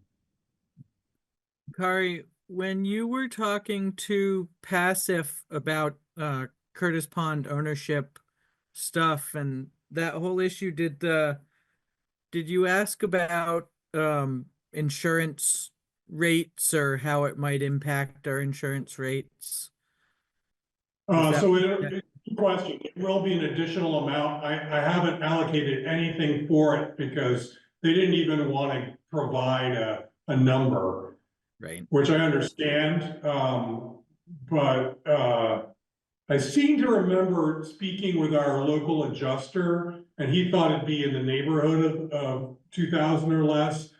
But I think that's a very squishy number, and we won't really know it until, as you know, we take the next steps, which is to get the inspection report and a rating. That's what passive requires in order to quote that. So keep that in mind. That's going to be an additional amount on top of everything you're seeing here. Yeah. What's the ballpark number on that? Well, if you remember, and you were there, we talked to Larry Smith. He thought it would be in the neighborhood of $2,000 a year or less. But he's not the final word. He was just making a back of the envelope estimate. Right, and it'll go, I think it's based primarily on hazard class and condition. And my understanding is that hazard class will remain the same because that's related to impact of failure and unrelated to likelihood of failure. But the condition rating will go from, the second to poorest rating to the best rating. So hopefully that'll have a positive impact. And when, I guess, is that report going to be finished? Like, we can't get that until we transfer ownership and authorize, or is it part of kind of the closing out of the permits? Right. So Michael does part of it and dam safety does part of it. I think, Kari, if you know something different, I think it'll be in the next week or two. I mean, Michael made it sound like they're working on it now, but I don't know about the dam safety aspect of it. Yeah, I don't really know anything about the timing of it. I'm hoping that we're going to have a real number in this budget rather than having to make some estimate. Yeah. Well, we're going to be about $2,000 under budget anyway, right? So technically we'll be close to covering the first year in premium expense by our budget or by our construction budget savings, right? So that'll offset whatever increase that'll be. Right. There you go. So Kari, Other questions?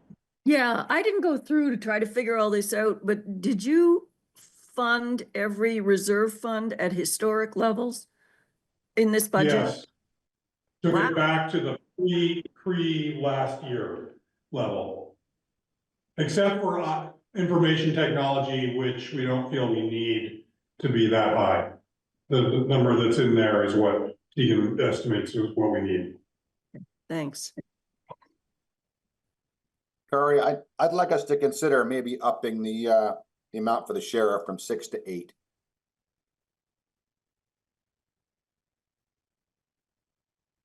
Do you want to move on to that agenda conversation, or the sheriff? I'm sorry, the sheriff. I'm sorry. Yeah, so Bill, how many shifts does that give us?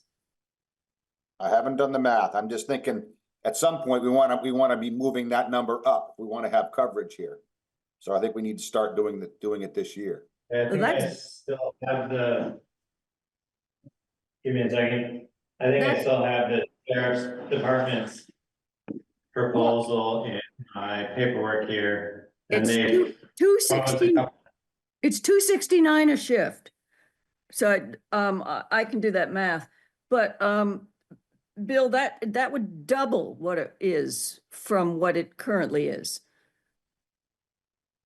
Right, it was 4,000 this fiscal year. That's right, which would give us 14 shifts if we were to keep level fund it. Yes, but their rates also are going up quite a bit. Yeah, but they're doing it Yeah. by shift now. And they did that math for us, when they, came in and spoke. They basically just took our $4,000, kept it level funded, and approximated that would be 14 shifts if we keep it level funded at the new shift rate.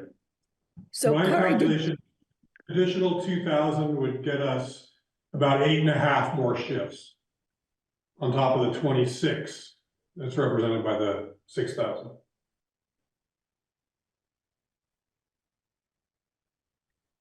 eight and a half. So how many shifts does the 6,000 get us?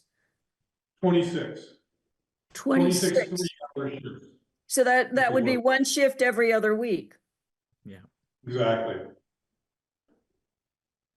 And I guess 8 would round out the summer pretty nicely. Not Why do completely. why do we want more in the summer? More I people. think that's when there's more activity at Curtis Pond, that's for sure. All the ponds. Yeah. Oh, sorry, Chrissy, you're on mute, so we didn't catch that comment. Sorry, just that in the summer is when the bicycles and the kids are all out. Hmm.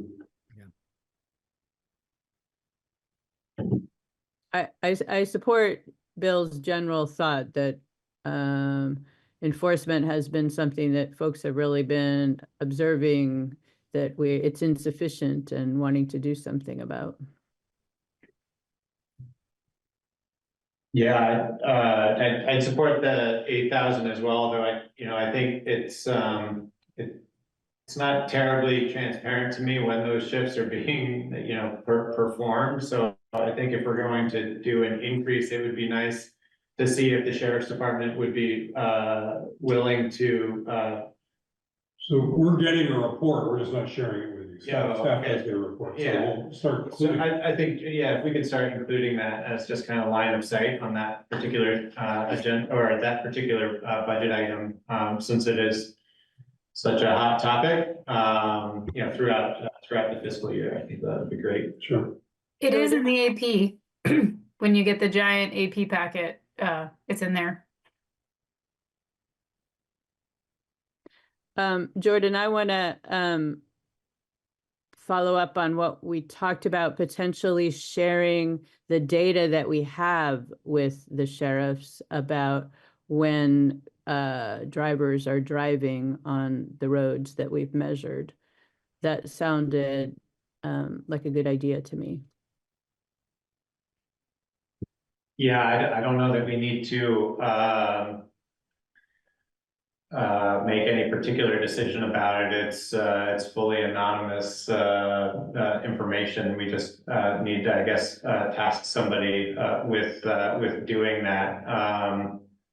I think to the point that the sheriff's department likes one point of contact with the town, that should probably be Kari, and I think right now Toby is the one who understands how to download it and format it. But so we can kind of task Toby with pulling it down and providing it to Kari. Kari can hand it off to the sheriff's department. Toby has copied me with the directions, and I think he wants to get rid of some of this, and so perhaps he can teach me, and maybe if you're okay with it, I could get that information to Kari next year. or whenever you want to start. That sounds good. Okay. Yeah, I assume this is more of a summertime task or spring anyway. Yeah, I think, well, summer, probably the start of school in the fall. Yeah. Or late summer, I guess, would be another time frame whenever there's gonna be significant changes in traffic patterns. Somewhat beyond our anecdotal thoughts, but the other thing that's gonna be more informative is like what the storage capacity is for the signs. So if there are particular limitations to the storage capacity on the signs, and we may need to gather the data more frequently. But that's the only logistical thing that kind of comes up or stands out to me. Yeah, I think we could probably address this later. We're getting a bit off topic here, but. Yeah. Are we in agreement about bumping up the sheriff's? It sounds like it, yeah. Okay. For now, I think, for the purposes of budgeting, we should update it or increase it to 8,000. Actually, one more question. If we do make use of that data, is that liable to make us need the sheriff's department less because they can target their shifts?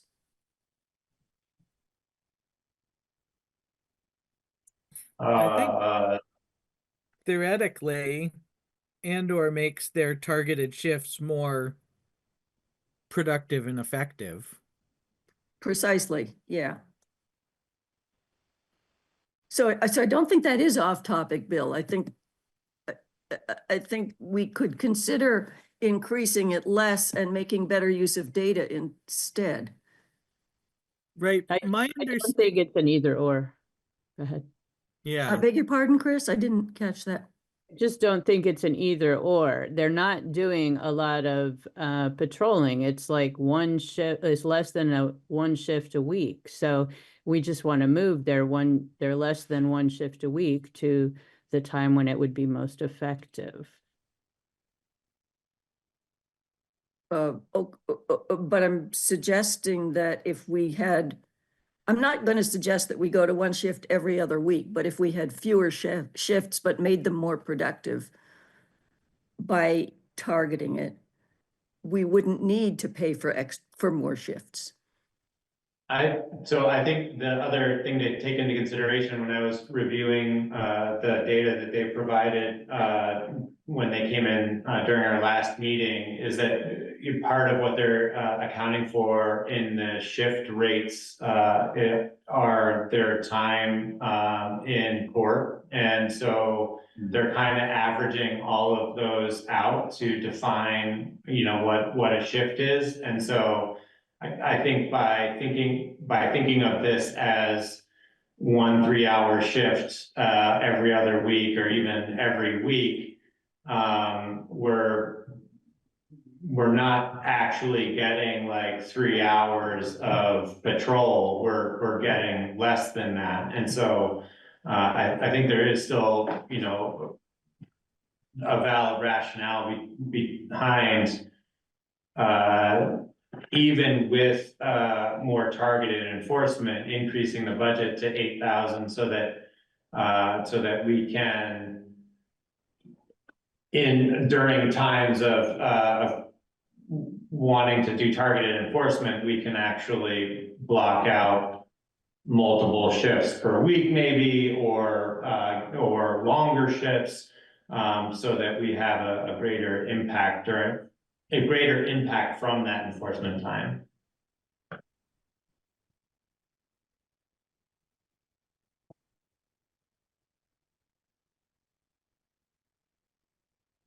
Does that stand to reason for everybody else? Or do you still have questions, Anne? Oh, no, I'm just thinking out loud, just mulling. Yes, I understand your reasoning. Thanks, Jordan.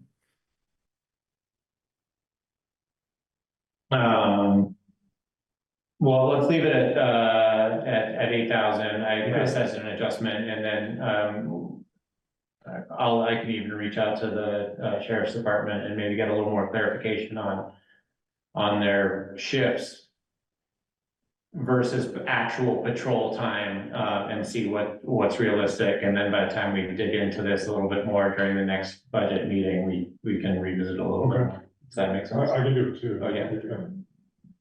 That's fine. Great, thanks, Barry. I guess one question I have, in thinking ahead to the next meeting, do you want, so the reductions we've made, and remember, we at one point, I think we were at 20% and 10%, so we've come down quite a bit. But we've gotten the things that are least painful, you know. So the next round of reductions is going to be more painful. And do you want me to come with some recommendations when we meet next week? Or you just want to sort of go through and talk about each line as, how would you like to approach it? I guess I'm offering.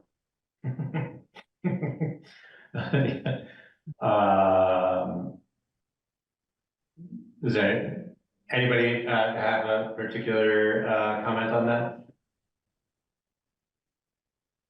Yeah, I mean, I think that would be helpful, and probably it would be good if we all sort of did some sitting with it and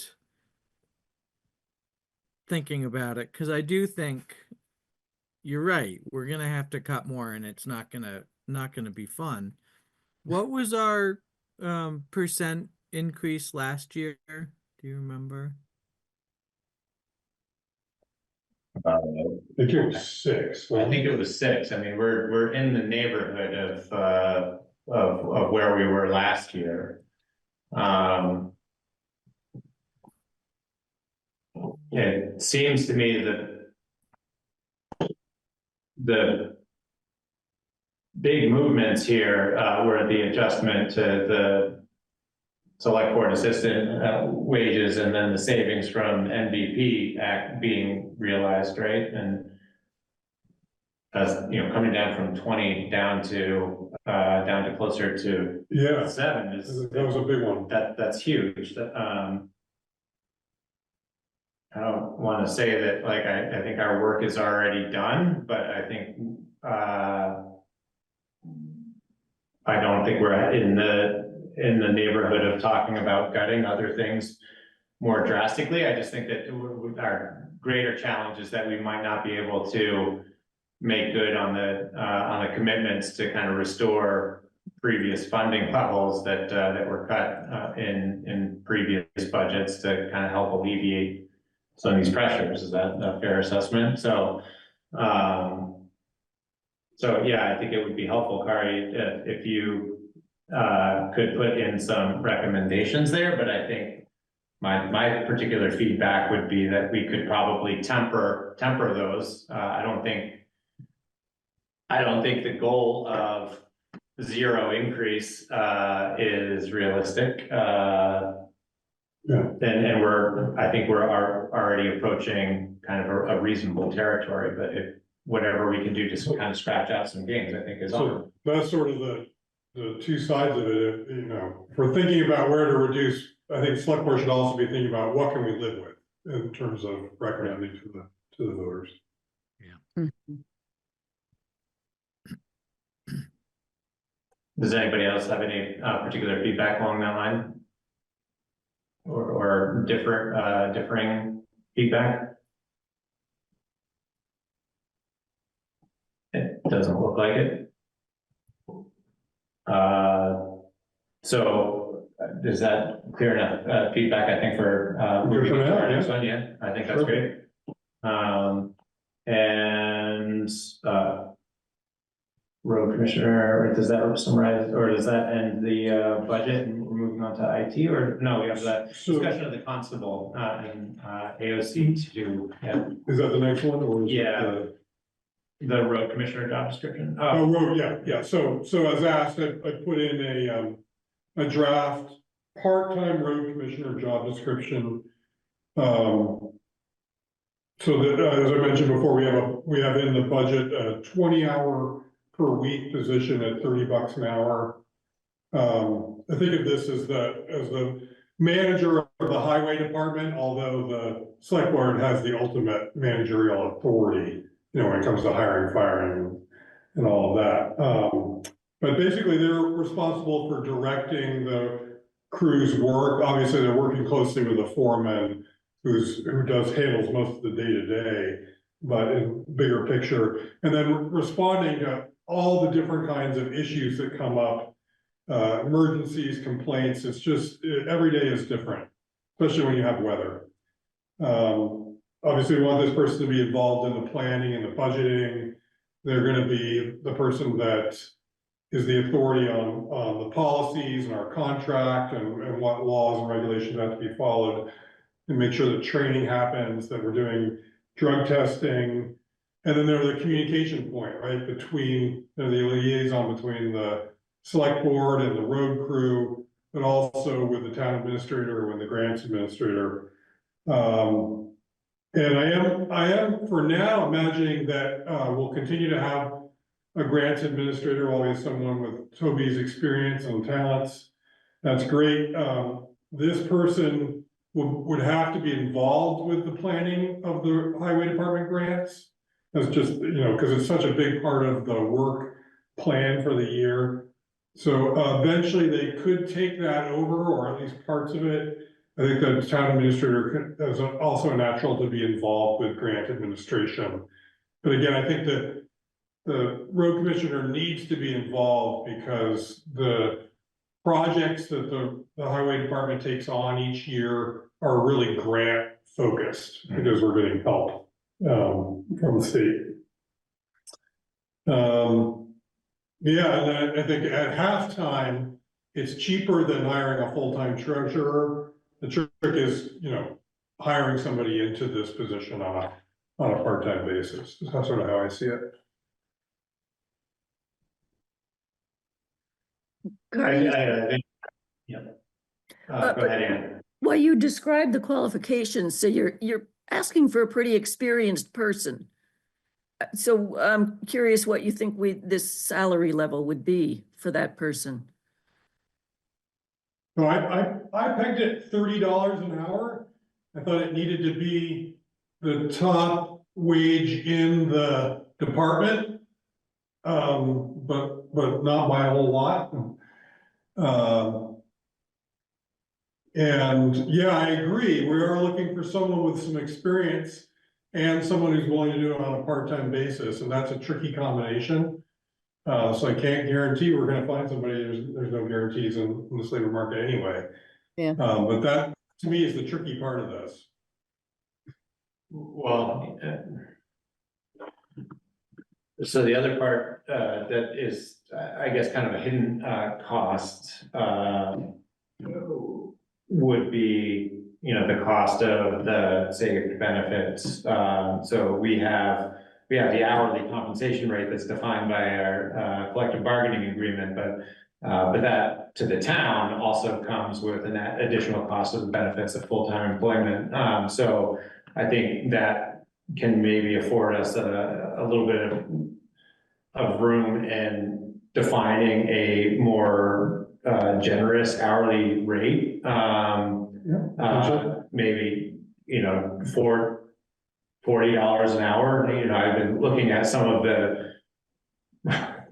just the hourly rates for any work, because of the labor market, have just been going up and up and up and up. And so it's easy to lose track of what's competitive. I think we need to be careful. I think particularly with working with the road foreman and making sure that they're comfortable with the arrangement and the dynamics, I guess, involved in that hiring decision. Sure. But yeah, my initial thought is that 30 an hour is low for what we're asking them, to be heavily involved in, like the capital planning, and grant administration.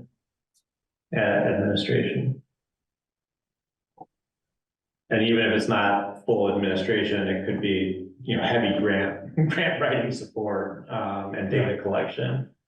The point is, it's skilled and somewhat specialized work, and Yeah. the state pay for that. Yeah, and it's almost like a consultant, basically, to a certain extent. I appreciate your writing this all out, Kari. It certainly makes me appreciate what a road commissioner does, and I guess what you've been doing. I was wondering, since we're assuming it's going to be difficult to find such a person, especially one who's part-time, whether the list of qualifications might be aiming just a little high. That I'm just worried that it would put some people off who might be able to perform the job really well. Like significant supervision experience was one that I understand why it's in there, but I bet you could, you know, get a really competent person who maybe doesn't have significant supervision experience who could do the job. You know, just a thought. Yeah. But we could Happy also to make- offer. So I'm remembering when we hired the road foreman, we offered training because he had no supervision experience. And we could probably do the same with this person. Yeah.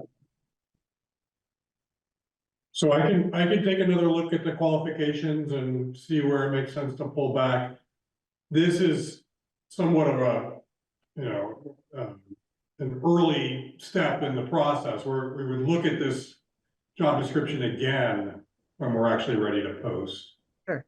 And we could also talk about how we market it, right? So we're offering training and other perks that might attract the right person. And I'm wondering if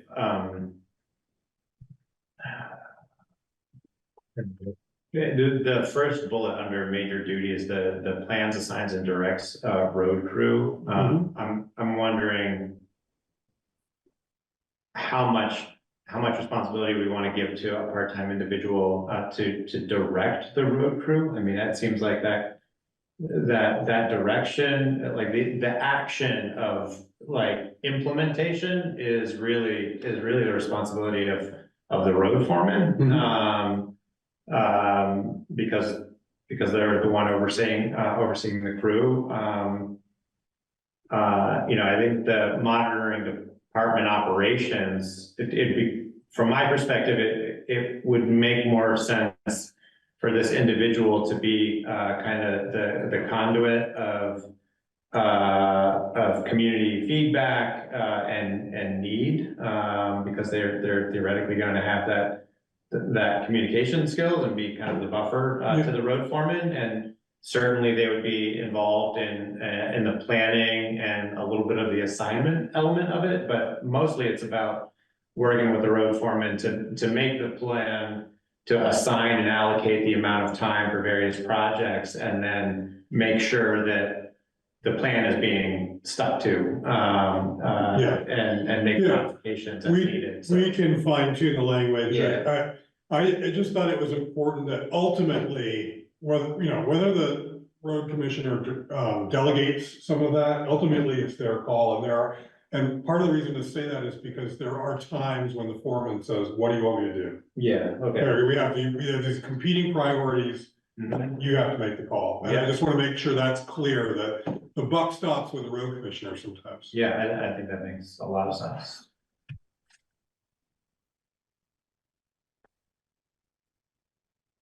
Great. Does anybody else have any other questions? For budgeting purposes, do we want to try to afford a little bit more room on the hourly rate and put it like 40? Okay, you'll see something. Okay, perfect. And maybe a little. We are going in the wrong direction. And I guess that. Yeah. That's okay. That's what we need to do. It's good to have that in there. And maybe a little bit for training. Yeah, right, okay. Although, a lot of the trainings that are available for highway department are free of charge. They're offered by the state. That year-long course that John took was no charge. Wow. So Kari, another question. You have the road commissioner reporting directly to us. I guess I had envisioned that the road commissioner would report to the town administrator. So what was your thinking there?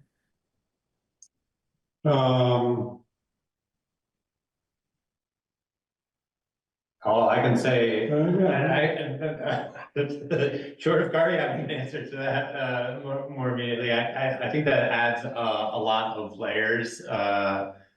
And ultimately, I think the responsibility comes back to the select board. So, I think that there's likely no way that the town administrator is not going to be working with this individual, but I think it makes a lot of sense for them to be reporting to the select board. I guess I can see it both ways, and I totally understand that one of the reasons that the select board has a town administrator is to take that kind of responsibility off his plate.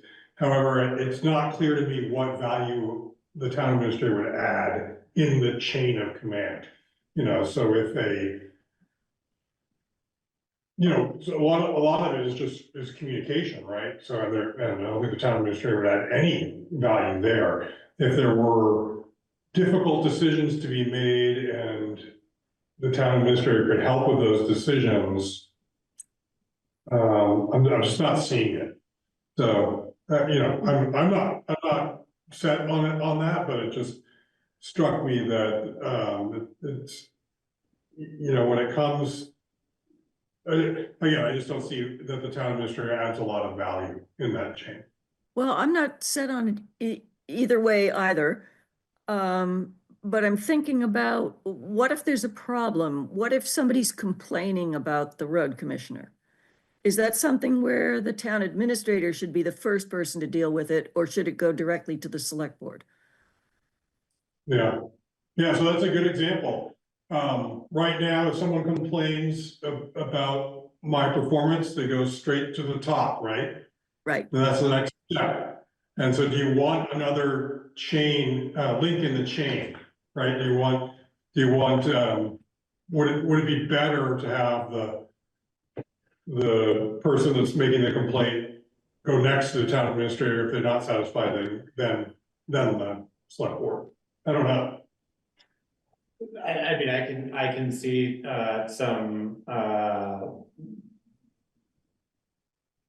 kind of favor, I guess, for lack of better terms, being one in providing the road foreman with the opportunity to speak directly to the select board and say, this is a situation that is problematic, and whether or not the select board then pulls the town administrator in with a specific purview to offer guidance on policy and personnel policy at that point, I think would be at the discretion of the select board, but that message gets communicated directly to the select board, and that there's a path for doing that.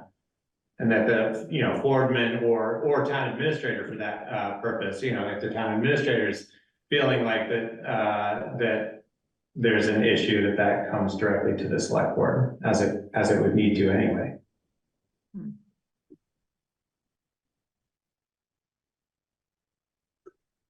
And that way the department doesn't feel like they have to go through too many layers to feel like they're getting their issues heard. Again, I can see it both ways. Yeah. Barbara, you had your hand up there? Yes, I accidentally hit the clap and I can't figure out how to get it off now. Okay, there it's off. Okay, so I do have a question. So if Kari is going to continue supporting the select board by preparing your agendas and doing what all he's been doing to support the select board, chances are he's going to know when an issue comes up related to the road commissioner, and he could intervene if he can settle it without having it go to the select board. All the better but then he would be determining yeah, I can't settle this, it could go on to the select board. So I think he's kind of naturally baked in to the system anyway.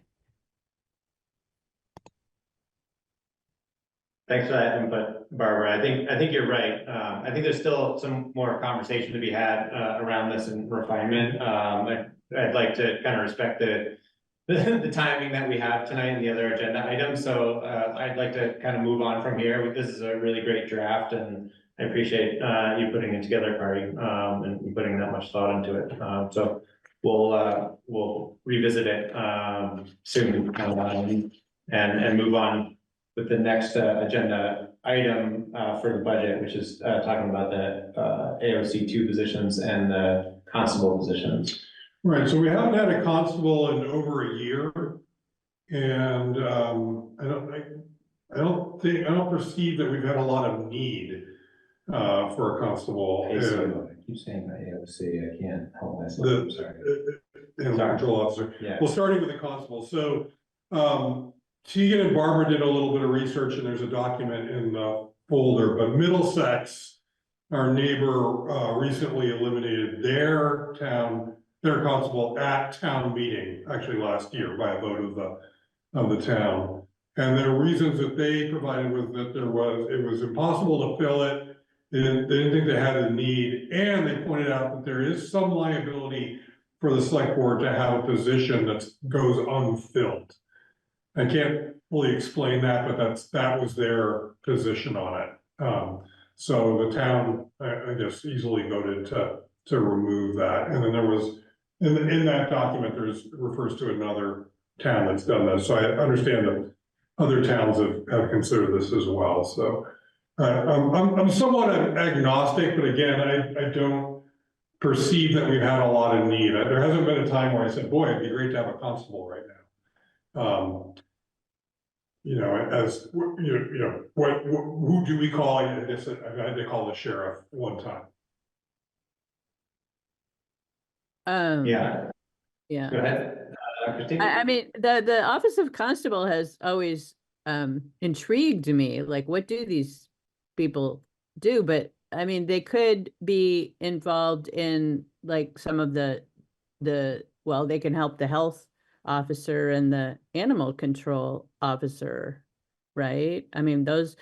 But I will just say that as we were looking at all the rules that are in place for the Curtis Pond, the recreation area, I mean, the question of who's enforcing all these rules is kind of central. I mean, we can have a big sign and we can list all the things that you're not supposed to do at the beach, but if everyone knows Calais voted not to have a constable, so no one is paying any attention, I mean, that's kind of not what we want. I don't know. That is true. And Tegan can also probably speak to this a little more eloquently than I can, but I think there's still a lingering reckoning that we have to have on what kind of training and consistency we need to have to enforce civil infractions and those ordinances. And we ran into this a little bit with getting our AOC certified and ACO certified and given the proper training and ticketing books and reporting structure that she needs to enforce relevant ordinances. And it's still an outstanding question to me on whether or not we can utilize the sheriff's department to write those civil tickets.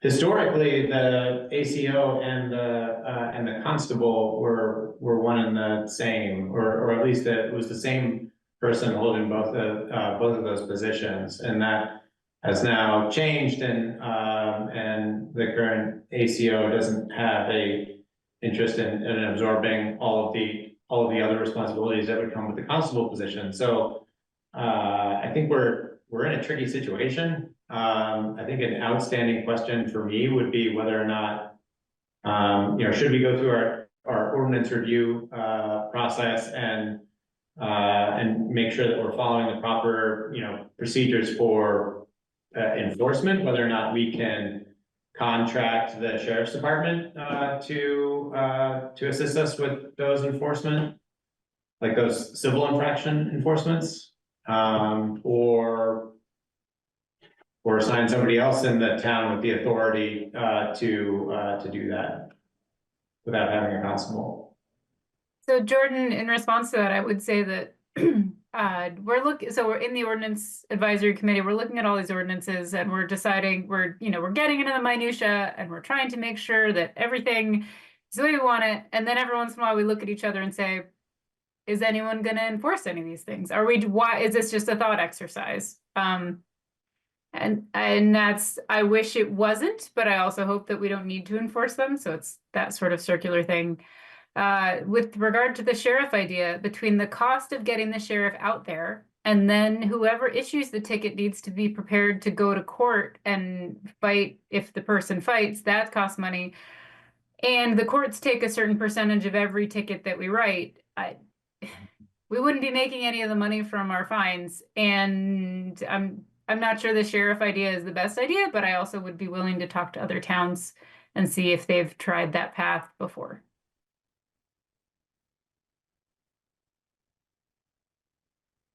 Well, let's table that for just a second. Tegan, if you'd be willing to like maybe do some follow-up outreach on with the towns who have voted to remove the position, how they're dealing with the enforcement issue, or they're just hoping for the best. I think that the training that I attended, there's basically a town staff member who went through the training so that they had the ability to write tickets essentially for civil infractions. But you're right, there's still the additional cost and obligation to appear in court whenever needed. That there's a pretty acute bandwidth issue associated with that as well. So if you get that input, that'd be good. I think the ACO 2 position is an easier one to probably have a conversation around because we have one. I don't know that we need a backup that remains vacant, habitually. And are we comfortable with removing that position? She does have a full-time job during the school year. So if there were emergency situations like horses getting loose on 14 during the school year, like the road crew had to deal with, what was it, last year, the year before? It'd be nice if we could find someone who's available during the school day. Mm-hmm. That's just my 2 cents.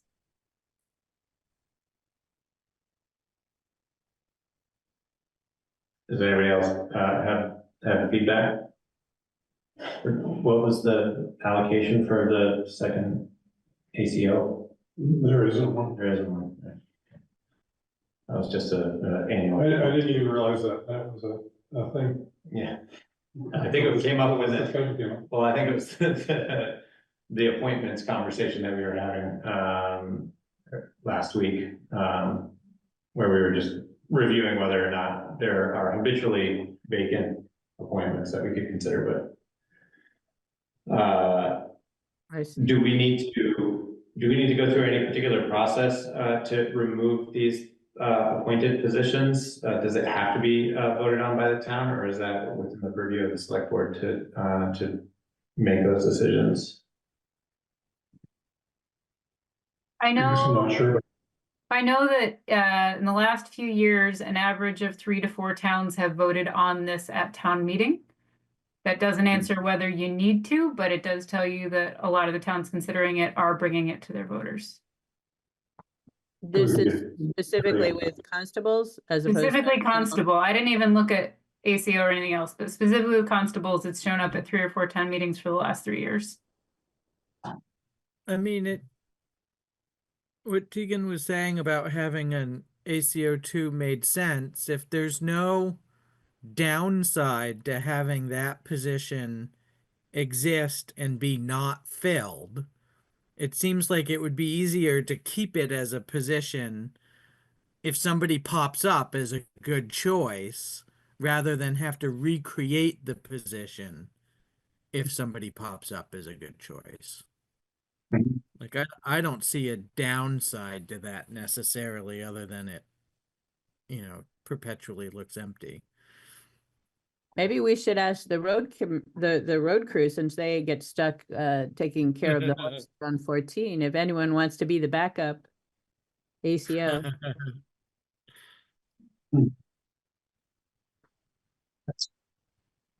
Fair question. Well, it's, I guess we can kind of table this and, At least get quick clarity about what if the I think- town has to approve. yeah, that would be helpful, for sure, especially with the constable position.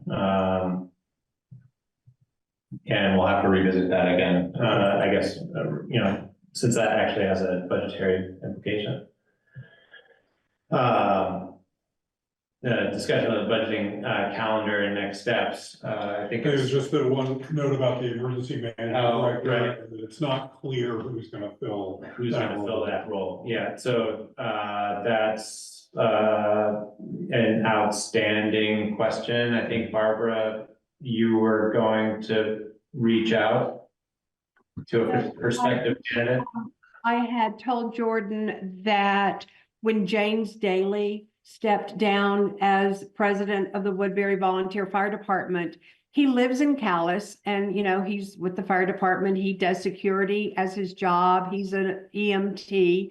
And so I suggested to Nick that maybe James would be interested in the emergency management. When I had asked James a year ago just to join the emergency management committee, he was very interested, but they meet on the same night. The Woodbury Volunteer Fire Department meets on Tuesday nights and the emergency management committee meets on Tuesday nights. So he had a scheduling conflict.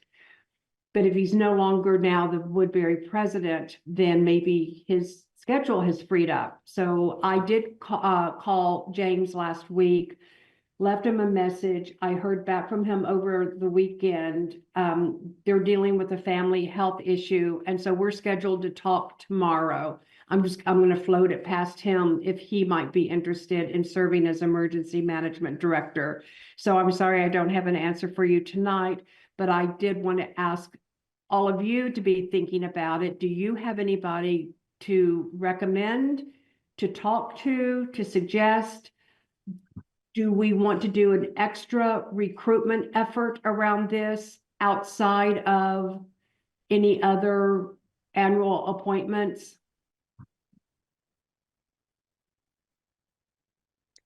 I think that would be worth doing. The other question I have related to this and whether or not it makes sense, given if we can kind of keep the line of dialogue open with James, given his training, whether a hybrid role of emergency management director and health officer would be compelling. Constable. Constable. And, constable's tough.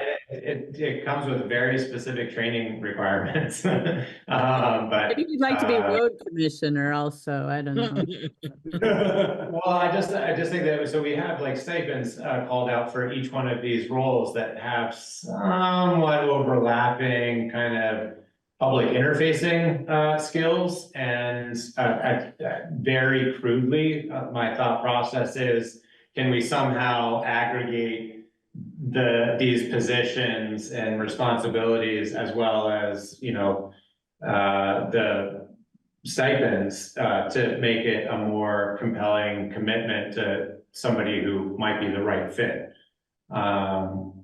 So that is a brand new thought that I'm just kind of floating out there, and I guess deputizing Barbara with the authority of feeling out with James, if that kind of helps create some interest or draw up some interest. Okay, I'll be happy to, but I also put the request out to you guys to be thinking about an emergency management director. Because the natural folks to think about would be Jake Aho, who is the coordinator right behind Nick. Right? And up to this point, Jake is not interested in stepping up to director. It's more than he can take on right now. The other one would have been Toby, but now I have learned that Toby's stepping off the emergency management committee. He's stepping away, not stepping up. So I've kind of exhausted those two. So anybody that you guys can be thinking of, we need to find a new emergency management director, and I ask you to put any effort into that and keep us posted. Thank you, Barbara. When is Nick leaving? At the end of his term, which would be town meeting. Well, okay, I mean, on the website, we've got his term ends in 2027. So he's leaving before then.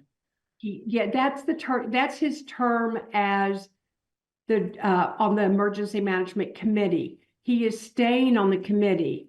His role as director, emergency management director, is an annual appointment.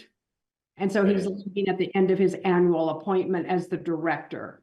Okay, it's listed incorrectly then on the website. Okay. We'll get that corrected. Thank you. Yeah. No, that's fine. I'm just, okay. So town meeting, you're saying? Yes. Okay, thank you. All right. I'm just trying to be a little more sensitive to the time that we've got, and we're running pretty significantly over our allotted time. So I just want to table this for now and move on to the budget calendar. Yeah, which so we've got the special meeting next Right. Wednesday at 4 p.m. And then we have one more meeting the following week. And we may be ready to vote at that point. We will be getting the social service committee recommendations on the 23rd. But if we're not able to finish up, we still have the January 13th meeting would be the drop dead date for approving the budget.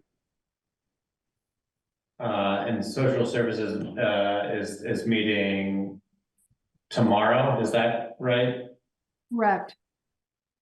Is there a chance that we might be able to get a preliminary, get a preliminary recommendation by the 18th? Yes, I think you can get it by Wednesday.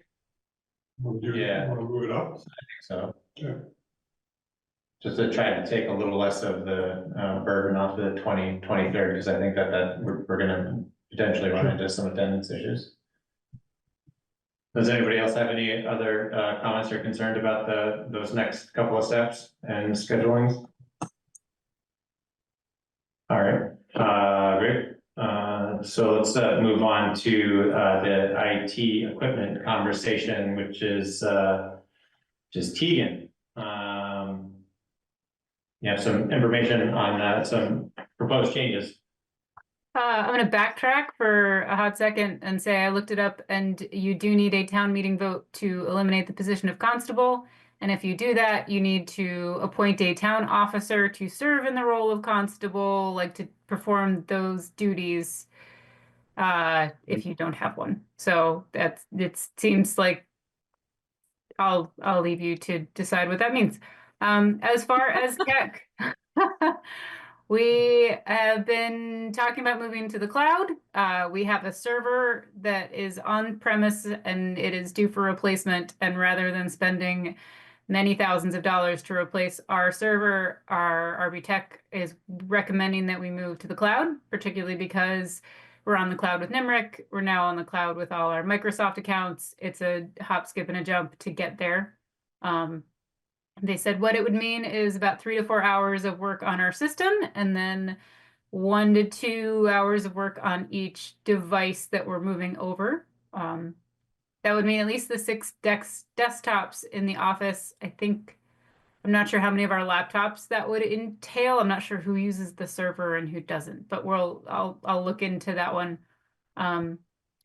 The other thing is that we have 3 desktops that are well overdue for replacement. And so they said that because of the work entailed in switching the current desktops from the server to the cloud, it would be prudent to replace those 3 desktops at the same time, so that instead of reprogramming existing systems, we're just programming new devices. So those would probably be in the $1,700 a piece range for those 3 desktop units. And then it's $150 an hour worth of work for the transition. So that's looking in the 3,000 to 3,500 range-ish. So I am looking for your approval for those, and I'm happy to answer any questions I can try to answer. The other note on that is, at the moment, I'm going through our server and all the files that have accumulated from Donna and Judy and Jeremy and Barbara and Sandra, and clearing some things out, because there's some things in there that are there a million times. There are things we don't need. There are things we don't need to retain by the retention schedule, and no one needs, honestly. So I'm trying to clean that up so that it's less work for RB Tech to move everything over, and we need less storage. So that's the status there. So who owns this server, Tegan? The server we have right now is ours. We buy. No, I mean the cloud server. Who owns it and where is it located? I don't know. Okay. Jordan, do you know? How would I know? You talk to the RB Tech guys. You're pals. Yeah, but is it? I want to curious if RB Tech owns it or. What was that, Bill? I do work with them. My understanding is that I don't know what the current proposal is, but they have the capacity, I believe, to host these servers themselves, or through a third party cloud service provider, and that there are redundancies built into that that gives a fair amount of control to ourselves and RB for the security of the information. Yeah. And what are they charging us a month for that? Will they be? For the server? Yeah, the cloud, you know, renting server space essentially. I have that somewhere. I don't have it with me because it's not their cost that's going to go up. I think it's various subscription type costs that we're going to go up. Yeah. So that's why our tech fund, tech reserve fund allocation was going to go down, because the subscription software fund or monthly fee is going to go up significantly. And that's what Kari and I factored into the budget. Okay, just asking. So that's, I did talk about it with Ruben, and those numbers are reflected in the budget that you have in your folder right now. Okay. Tegan, I'm not clear. Are you asking for permission to spend money that is already allocated, or are you asking us to put it in the budget? Oh, it's in the budget. We have the tech reserve fund, and right now it's got, last time I asked Kari, it had $23,000 in it. So we have the money to do this. I just wanted to run it by you and make sure we're all on board with this transition. It's a big step to take, and I didn't want to just do it without talking to you all first. Thanks. The select board needs to approve spending of the reserve fund. Yeah. Okay. And so the full amount for the Switch and the 3 new desktops would be coming out of the reserve fund. It would all come out of the reserve fund. Yep. And would that deplete the reserve fund, or no? No. It should be less than half. I'm thinking no. 2, 4, 6, probably about half, maybe a little more than half, but definitely not deplete. They recommend putting into the reserve fund every year enough to sort of keep your devices current. And so that's the cost of about 3 to 4 computers, probably 4 computers to allow for like printers and things like that. now that we're not having to purchase a firewall or a server every few years, that's why that allocation can go down.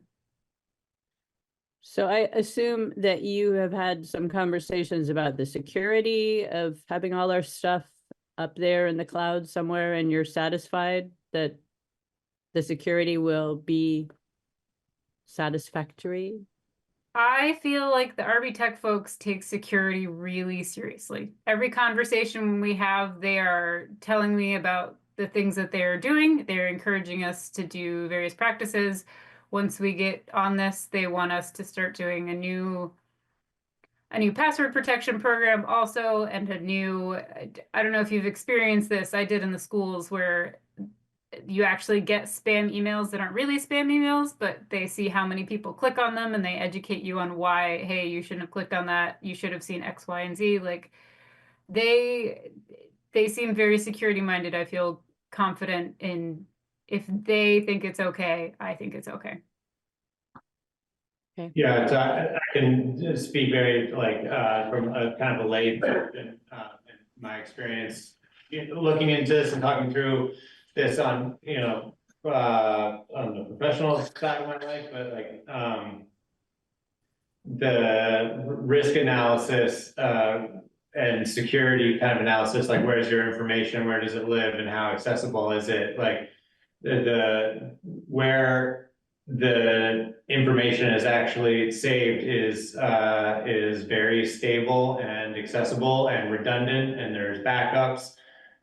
So you have a lot of control over accessing your information. The greatest risk comes from like the phishing emails and people's practices within the office, and people gaining access to that information and copying it or misusing it or leveraging it in any number of other ways, but or blocking access to it. But that gets much harder to do when it's being hosted virtually with redundancies. I think Bill raises a pretty valid point, moving to something that is more of a subscription model and software subscription model puts us in a position of, I think, less budgetary control, because all of our stuff is going to live in one particular area, but we do own all of that information, and we can always choose to buy a server and bring it back in-house. But this does avoid a certain liability that comes with a building catching on fire and the data being lost and having to maintain the on-premises redundancies that we otherwise would need to maintain. I absolutely agree. I think the simplicity is warranted. Yeah. You know? They've also talked about archiving and what if we have things that are on the server now that would just need to be archived, where yes, we need to retain them, but we don't need to access them. So I'm sure they have an archival policy to go with things too, just for double, triple protection. Okay, I appreciate it. Thanks. So I'd like to entertain a motion to approve Tegan's use of the IT reserve funds for contracting RV Technologies to start the migration process to a virtual server, as well as make the desktop replacements that are being recommended to take advantage of the efficiencies that would be gained by replacing those at the same time as doing the server migration. So moved. Second. All in favor? Aye. Aye. Any opposed? Doesn't look like that's a unanimous vote. So thank you, everybody. And thanks, Tegan, for doing that homework. Yep. Yeah, thank you. Town meeting warning. So I can speak to this first, and then maybe Tegan drafted it, but let me just run through. This is very similar to last year's.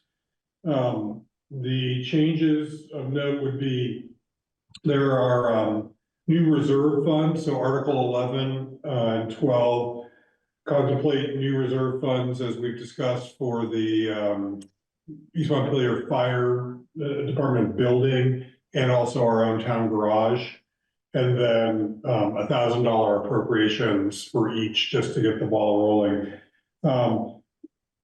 We also talked about the cemetery having a separate reserve fund. I can say that the trustees of public funds who oversee the fund that really is the cemetery fund, it's the T. Rowe Price Investment Fund that's used for the cemetery as an endowment. Their recommendation, and Michael Fullerton was part of that conversation, is not to create a separate reserve fund for the cemetery, but to plan for special projects, to budget for those through the usual appropriation process, and then to draw on the existing T. Rowe Price Fund occasionally as needed. So they thought creating a separate fund would be confusing and not helpful in the long run. So if we followed that advice, we could remove those two.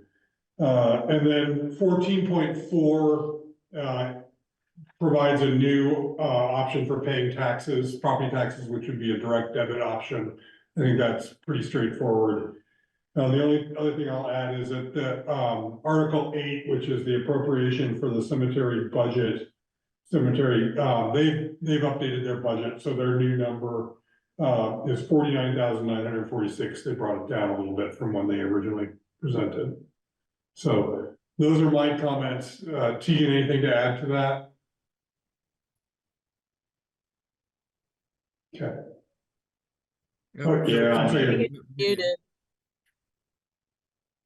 Sorry, I was actually looking at the warning and not at you guys. I don't think there's any dramatic changes in here. Mostly I copied and pasted and sort of highlighted things that are going to change or do need to change. So yeah, I don't have any big comments. So weren't we gonna put the cemetery fence on there for the town to vote on? No, I think just the vote that Michael did online counted was the vote they were referring to on the Front Porch Forum. Yeah, I thought I remembered a discussion about that just being a very self-select group. And instead of taking that as the word, putting it before the entire town at town meeting. Does anybody else remember that? I think we talked about that, but I think we decided to put on the warning the amount for the nicer fence, and that if somebody wanted to make a motion from the floor to change it, they could. Oh, okay, thanks, Jamie. Okay. That's my memory too. Okay. Yeah. But that means putting the specific number in just all it needs to be is in the budget, not in the warning, right? Right. That's right. And I'm assuming that's in the 49,000 that they've revised at this point, right? We're talking about the more expensive wooden Yeah. fence rather than chain. Yeah. Yeah, that reflects that. Okay. So we have on the calendar that we can look at this again on the 23rd. I don't know if we'll need to, but it needs to be approved prior to that January 13th meeting. Okay.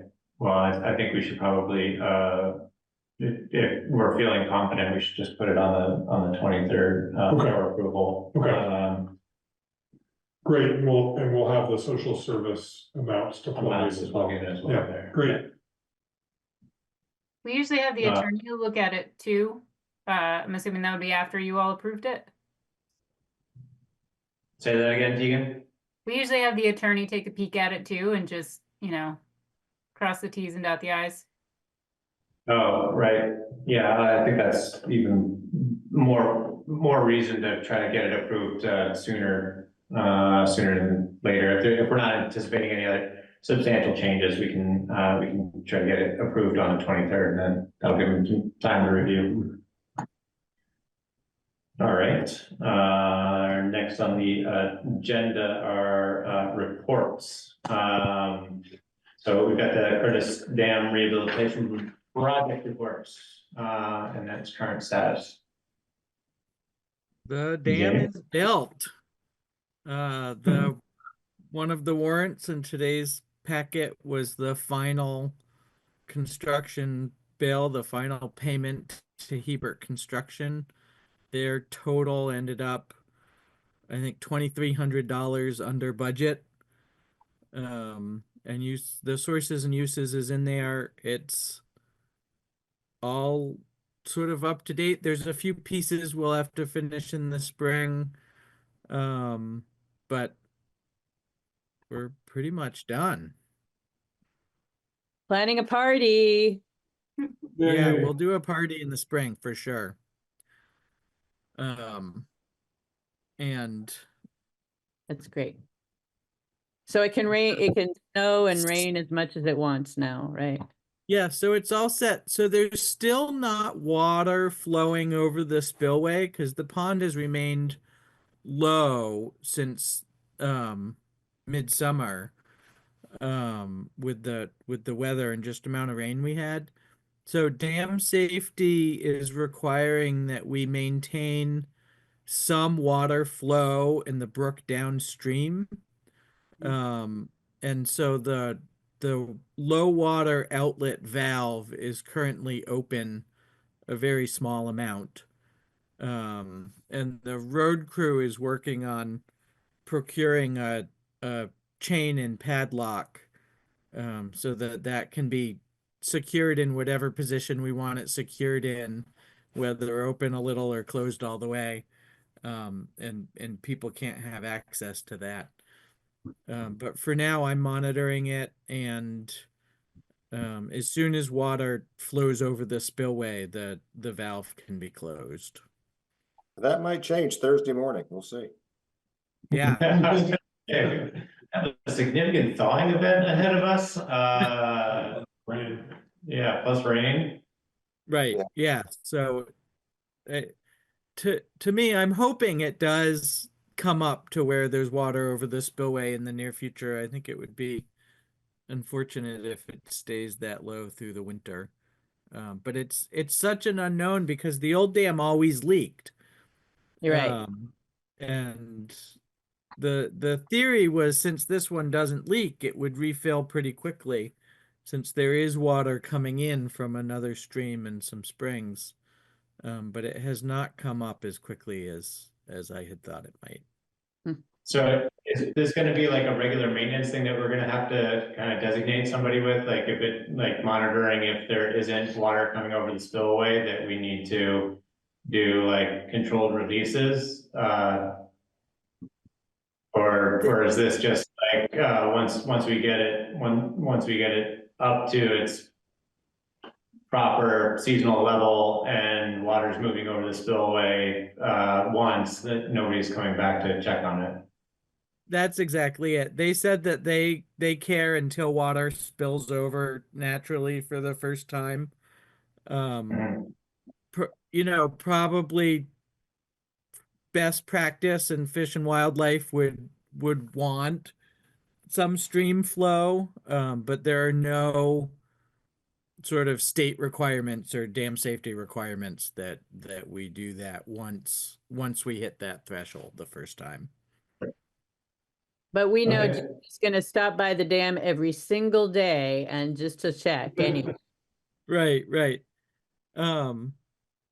Yeah, and we'll at least I got the key to the control valve. I'll promise to do it. Yeah. I'm assuming the big valve. Yeah. In the long run, I think we'll have, the road crew will have a key and the town office will have a backup key. For this winter, I'll have a key as well, in case it needs to open and close a little bit as needed. But I think I don't think it'll be a like regular thing anybody has to take care of. Anything else, Kari? Yeah, so Jamie, what are you gonna do with your life now? I'll find something. Constable. Yeah, constable. There's Not There we go. constable. You'll get a ticket book. So as far as taking ownership of that and the legal documentation that is, I guess, happening, we can't do that until there's the final sign off from dam safety. Is that correct? Yeah, and I think we're still Kari reached out to Thomas Maloney just to make sure that there wasn't some piece we were missing, and you haven't heard back, have you? I still haven't heard back. I'll bug him, but it may be as simple as just recording those quick clues. Yeah, I think so. And then in the spring, we'll still have to work with the UVM CAP historians to design a historic sort of bulletin board display for it. But we've already paid them for the work to design that, but we will still have to pay for building and installing that signboard. So like a historical thing Yeah. to mitigate the loss of that beautiful old dam. Exactly. Thank you. Lovely. Be the size of the dam? Are we just gonna put it in front of the dam as just a poster of the old dam? Right, exactly. Projected on it. Nice. If anybody hasn't been by it, really, the old dam, it sort of looks better than it ever has. They did a really nice job repairing the historic dam. It's very nice. It doesn't look like it's falling down anymore. No. Somebody had a very delicate touch with an excavator. It does look pretty impressive. Yeah. Thanks, Jamie. Does anybody else have any other comments on the dam situation? Project? No. It's the town clerk, Tegan, do you've got update? Just a couple pieces of good news. Toby Talbot came by and said that he's done with 2023 FEMA and he's gonna get us all the documentation on all the tech stuff he's got. I have all the boxes now at the town office, but he's gonna get me everything he has digitally. He's done, which is exciting. Wow. Yeah. And then we officially, I don't know if Kari told you all this at a meeting I missed, but we have divested the town office and the town hall from Consolidated. It's all CV fiber. Nice. It's a little cheaper and it just feels a lot better to have, you know, customer service that will actually answer the phone when we call. That's good. And then other than that, Barbara and I have been just plugging away, making sure we're getting ready for town meeting, making sure we have the person to do the town report, and sort of doing some tidying up in the wake of a year that was full of elections and didn't leave a lot of time for maintenance of organization systems. So that's kind of what's been going on lately. Thanks, Tegan. That's great news. I'm so happy to hear that we were able to move away from Consolidated and bring things a little more local with better service. That's awesome. Yeah. Thank you for keeping on top of that. The financial report from Kari, yeah. Yep, so as of the end of November, so 5/12 of the way through the year, we, other than the, some delinquent tax, we've collected almost all of our revenue for the year. And today, actually, we got that grant aid reimbursement payment from the state, so $59,500, which we didn't budget for. So that's gonna be really helpful. On the expenditure side, general government's at 44% of budget, so we're basically right on track, I would say, for the year. And then highway department, 54%, so we're definitely running high. That's really on the materials. And we talked about that in the past. However, if I factor in that $59,000 grant reimbursement, then we're more like 48%. So I feel a lot better about that. We're definitely going to be monitoring expenditures, highway department closely for the next period of time. And then cash flow, things are going pretty well. I'd say definitely breathing easier. Of course, the warrants were huge this time with the state education payment and the Hebert. But that'll be the last of the really big payments. And then we've got a number of medium-sized coming up, including we're going to repay that cash flow loan that we took by February. So, I would say we're in pretty decent shape overall. So, any questions? In a month, we'll have that mid-year report. Yeah, not for me. Does anybody have any questions on Zoom? Thank you. No, that's great. Okay.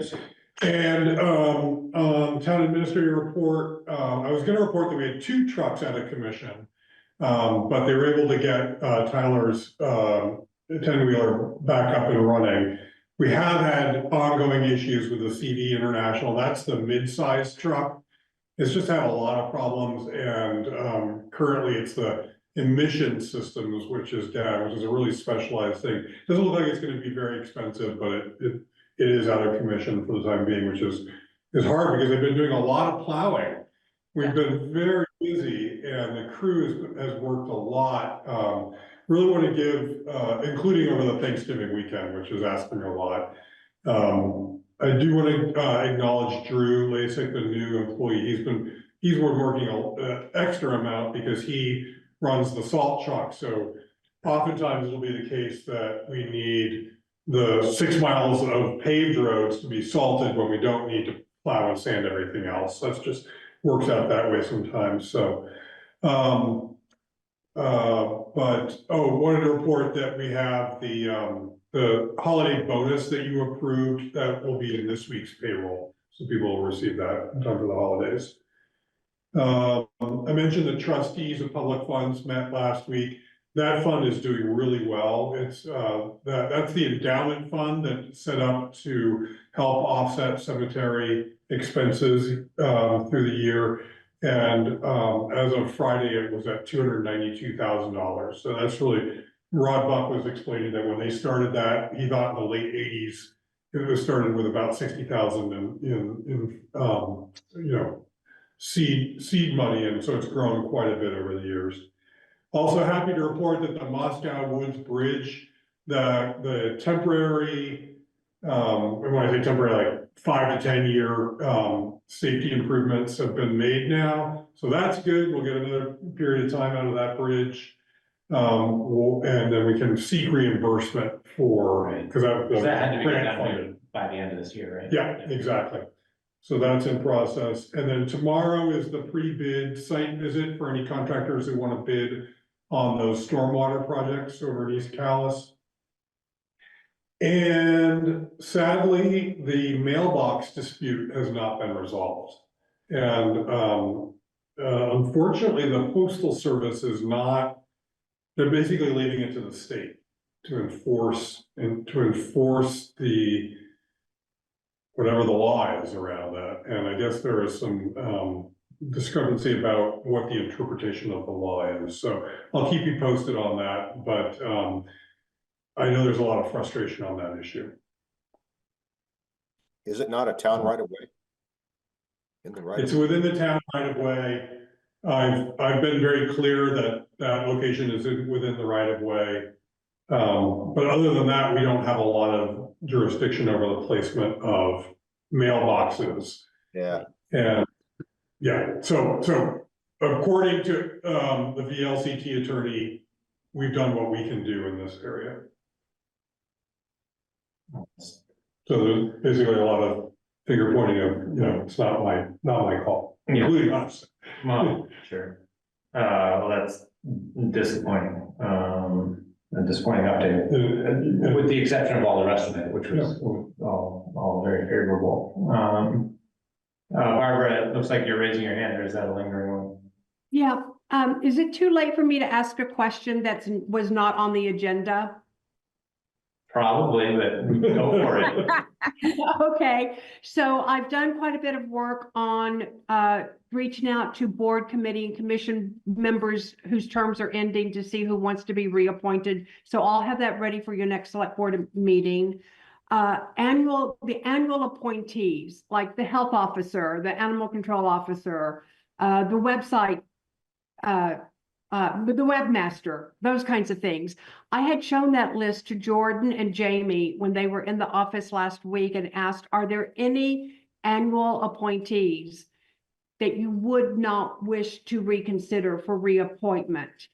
And I didn't think to put it on the agenda. So when I see Anne, Bill, and Jamie tomorrow, you all said you're coming into the town office to sign the warrants.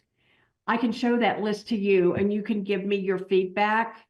And so, Christy, I can email the list to you, and that way I can have asked each of you without a quorum of you all together. So I'm going to be asking each of you if there are any annual appointees that the select board would not want to reconsider reappointing.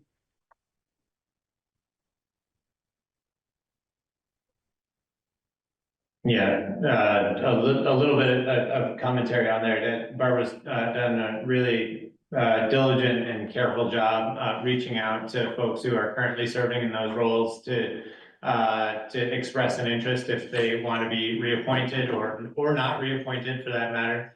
But then we also didn't want it to necessarily imply that it was going to be automatic and give anybody else in the community who's interested in serving in that role an opportunity to express an interest, so that we kind of get a little bit of a lead time on weighing whether or not we have, you know, positions with multiple people interested. So Barbara was going to post that, basically make a communication externally that says these are annual appointments. If you are interested in serving in any of these roles, please, you know, visit the website to look at the list of annual appointments and express your interest. So hopefully we have kind of this natural flow of both receiving, you know, acknowledgement from the current position holders, as well as the opportunity for any members of the public to express an interest, and that way we can, you know, go into our post-meeting appointments, our post town meeting appointments with the full context of who may be interested, and should we want to reach out to somebody who's interested and gauge their interest and qualifications, we'll have the opportunity to kind of exercise a little bit of that discretion in advance. But obviously we're not going to be able to make any decisions until after town meeting, but it's nice to have a little bit of lead time on what interest may be out there. So hopefully that is good information for everybody, but certainly review the list.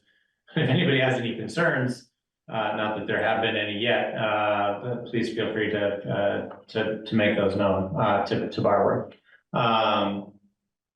And with that, I will entertain a motion to adjourn. Want to hear about the flood thing? Sorry. What's that? I'll do the flood thing. You want to do the flood resiliency, it usually was an add-on. Oh, I'm sorry, right, the flood resiliency roundtable. 1 minute? Chrissy. Okay. No, is that? The Winooski Flood Resilience Roundtable was convened last week, and I went to represent Calais along with Vicki Arthur, the Planning Commission. You remember her? She came to the Select Board. She knows a lot about this stuff. And Jake Aho was the other person from Calais there. There were people from the entire watershed, from Cabot all the way to Winooski. And it was brought together by the Vermont State Recovery Office, some RPCs, Friends of the Winooski, the Montpelier Commission for Recovery and Resilience, and some other state level folks. And they spoke to the whole group, and then we split up into geographical areas. So we met with Marshfield, Plainfield, Cabot, and East Montpelier. And a lot of good stuff came out in terms of sharing information and some ideas for the future about possibly sharing, how about sharing equipment and supplies, or, sourcing gravel, collectively. People were sort of doing a little bit of brainstorming, but also sharing information about what was going on in each of their towns. Cabot has hired an engineering firm to re-engineer their whole downtown so it stops getting destroyed when the waters rise.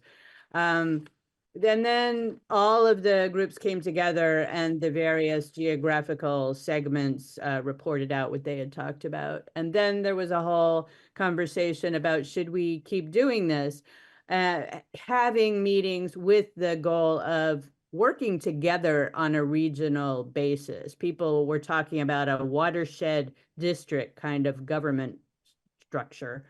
Ooh, what have I?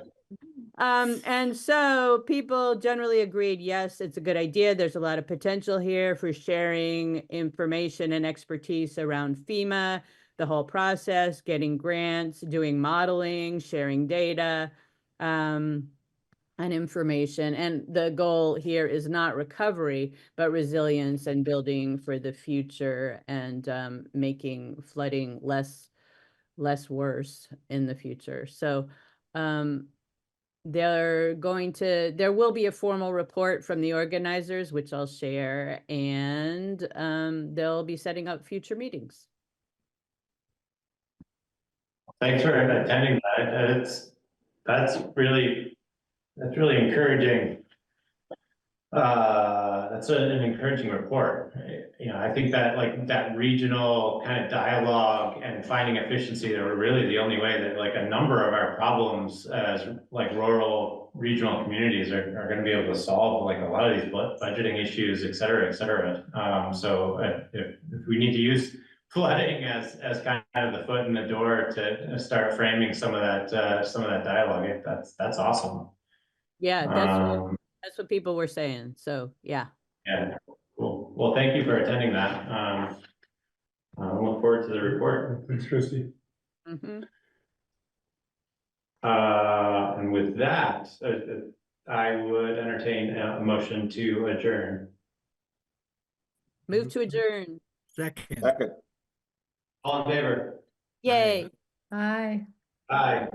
Any opposed? No, great, unanimous again.